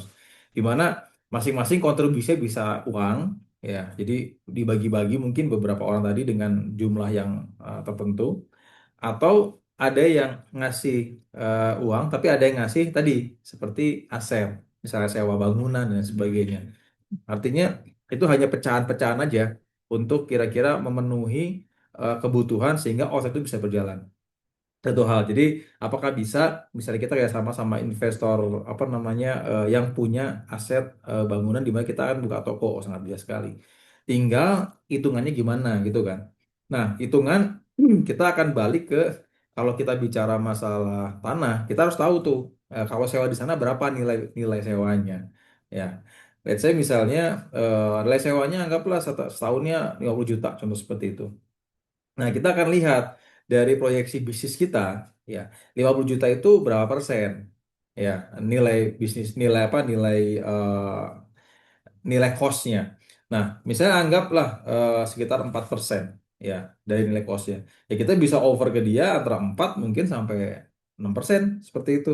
Kenapa saya bilang 6%? Karena kan kalau misalnya kita sewa, sifatnya kan fix ya. Jadi kita harus bayar fix ke landlord dan mungkin pun biasanya landlord bisa minta setahun langsung atau misalnya 2 tahun langsung, 3 tahun langsung tergantung ya sestrategik apa tempatnya dan gimana karakter dari landlordnya. Tapi kalau bentuknya ada kerjasama tadi, sebenarnya kita tidak harus bayar cash di depan ya. Kita bisa eh, bayar per bulan sesuai dengan bagi hasil. Nah, sehingga cost of fund-nya itu jadi buat si landlordnya itu jadi ada biaya kan yang tadi dia pegang cash misalnya mungkin sewa 40 juta dia bisa puterin lagi kemana invest sana invest ini beli emas dan sebagainya dia nggak bisa langsung 40 juta kan dia dapatnya bulanan yang angkanya jauh lebih kecil sehingga selisih tadi kita bisa convert ke dalam bentuk bagi asing yang lebih gede jadi misalnya kalau nilai sewanya per bulan 4% ya mungkin ngasih 6% masih oke lah buat landlordnya gitu untuk resikonya nah kira-kira seperti itu jadi perhitungannya mengacu ke berapa value dari aset yang diberikan si investor, dikonvert ke tadi apa namanya total revenue-nya, ya kita bisa kasih lebih dikit lah. Begitupun kalau misalnya kita ada equipment bisa juga ya, atau mungkin bahan baku bisa juga. Jadi konteksnya kan bisa kita apa? Bisa kita yang penting semua aset-aset tadi kita bisa nilai valuasinya berapa secara rupiah dan itu memang dibutuhkan untuk buka toko, tinggal dikonvert aja kan bentuknya apakah barang, apakah duit itu kan sebenarnya cuma hanya masalah bentuk asetnya aja. Yang penting nilainya kita bisa kalkulasi dan ke investornya balik modalnya realistis ke kita juga nggak ngerugin. Kira-kira seperti itu. Oke, terima kasih banyak Mas Danis atas jawabannya. Wah, teman-teman foodplanners, kita kalau ngomongin tentang bisnis kuliner, apalagi sama praktisinya, nggak cukup nih ya untuk 1 jam dan 2 jam. Oke, terima kasih banyak Mas Danis dan juga Mas Calvin atas sesi Q&A-nya yang sangat insightful banget. Terima kasih juga buat teman-teman yang sudah secara aktif bertanya. Semoga penjelasan yang diberikan bisa membantu teman-teman semua untuk mengembangkan bisnis kuliner masing-masing. Oh, banyak sekali nih ya pertanyaan yang sudah masuk, tapi sayang sayang banget belum bisa terjawab semuanya. Tapi tenang aja teman-teman, pertanyaan teman-teman yang sudah masuk akan ditampung pastinya. Pastinya akan dirangkum jawabannya dalam program-program kami. Dan seperti yang sudah saya sampaikan di awal acara, teman-teman yang lagi nonton free webinar kali ini akan berkesempatan mendapatkan penawaran spesial dari Nova Digital Perkasa, yaitu special price untuk initial investment Soundbox Nova yang menjadi hanya Rp50, khusus bagi pendaftar pada minggu ini ya teman-teman. Bagi pebisnis kuliner yang ingin memiliki tools pembayaran aman dan terpercaya, Nova adalah pilihan tepat. Karena bukan sekedar dari mesin pembayaran biasa nih teman-teman, tapi terminal pintar yang dirancang agar bisnis bisa menerima transaksi dengan lebih cepat, lebih aman, juga lebih efisien. Dan juga saya mau bagi-bagi voucher belajar nih, senilai Rp5 juta teman-teman yang dapat digunakan untuk pembelian program Scale Up Bisnis Kuliner Batch ke-16. Workshop offline Scale Up Bisnis Kuliner Batch ke-16 ini pendaftarannya sudah dibuka nih teman-teman. Program ini akan dilaksanakan secara offline di Bandung pada tanggal 10 hingga 13 Februari 2026. Akan ada Mas Rex Marindo dan juga Mas Danis Buntar, juga ada Mas Hendra Novianto. Dan juga teman-teman nanti akan ada sesi live session, sharing session bersama Richard Theodore yang selaku CEO Sambal Bakar Indonesia dan juga Mas Arnold sebagai CEO dari Jabarano Coffee. Oke, selama 3 hari ini Foodpreneur mendapatkan banyak sekali insight dari para praktisi yang berpengalaman. Mulai dari pemahaman mendalam tentang model autopilot, tantangan dan strateginya, hingga cara financial projection secara detail dengan skenario baseline, optimis, pesimis, serta membuat IRR atau Internet of Return, dan juga payback period berdasarkan masing-masing asumsi. Plus juga nih ya, teman-teman akan mendapatkan berbagai tools lengkap berupa dokumen pendukung case study dan juga Canvas. Nah, teman-teman, hanya untuk teman-teman yang mengikuti free webinar kali ini, program Foodies hadirkan tentunya akan mendapatkan harga spesial mulai dari workshop scale up bisnis kuliner kemitraan autopilot dan model investor batch ke-16 ini harga normal tadinya 13.499.000, teman-teman cukup membayar seharga 8.499.000. Nah, teman-teman sudah menghemat sebesar 5 juta rupiah ya, teman-teman. Jadi jangan sampai ketinggalan kelasnya. Pengalaman rugi adalah hal yang mahal, jadi pebisnis kuliner yang hebat adalah pebisnis kuliner yang dibekali oleh ilmu. Teman-teman, untuk mendapatkan kedua benefitnya, syaratnya sangat mudah ya teman-teman. Cukup dengan mengisi form absensi maksimal hingga jam 23.59 WIB pada hari ini. Link absensinya juga sudah tersedia di kolom chat ya teman-teman. Oke, sekali lagi saya ucapkan terima kasih banyak atas partisipasi aktif teman-teman semua hari ini, atas pertanyaannya, antusiasnya, dan juga energi positif yang dibawa ke sesi pada hari ini. Semoga semua ilmu dan data yang didapatkan bisa langsung diterapkan untuk mengembangkan bisnis F&B teman-teman, dan yang lebih efisien, terstruktur, dan juga tentunya bisa lebih menguntungkan. Sebagai penutup, saya ucapkan maju terus pebisnis kuliner Indonesia. Wassalamualaikum warahmatullahi wabarakatuh.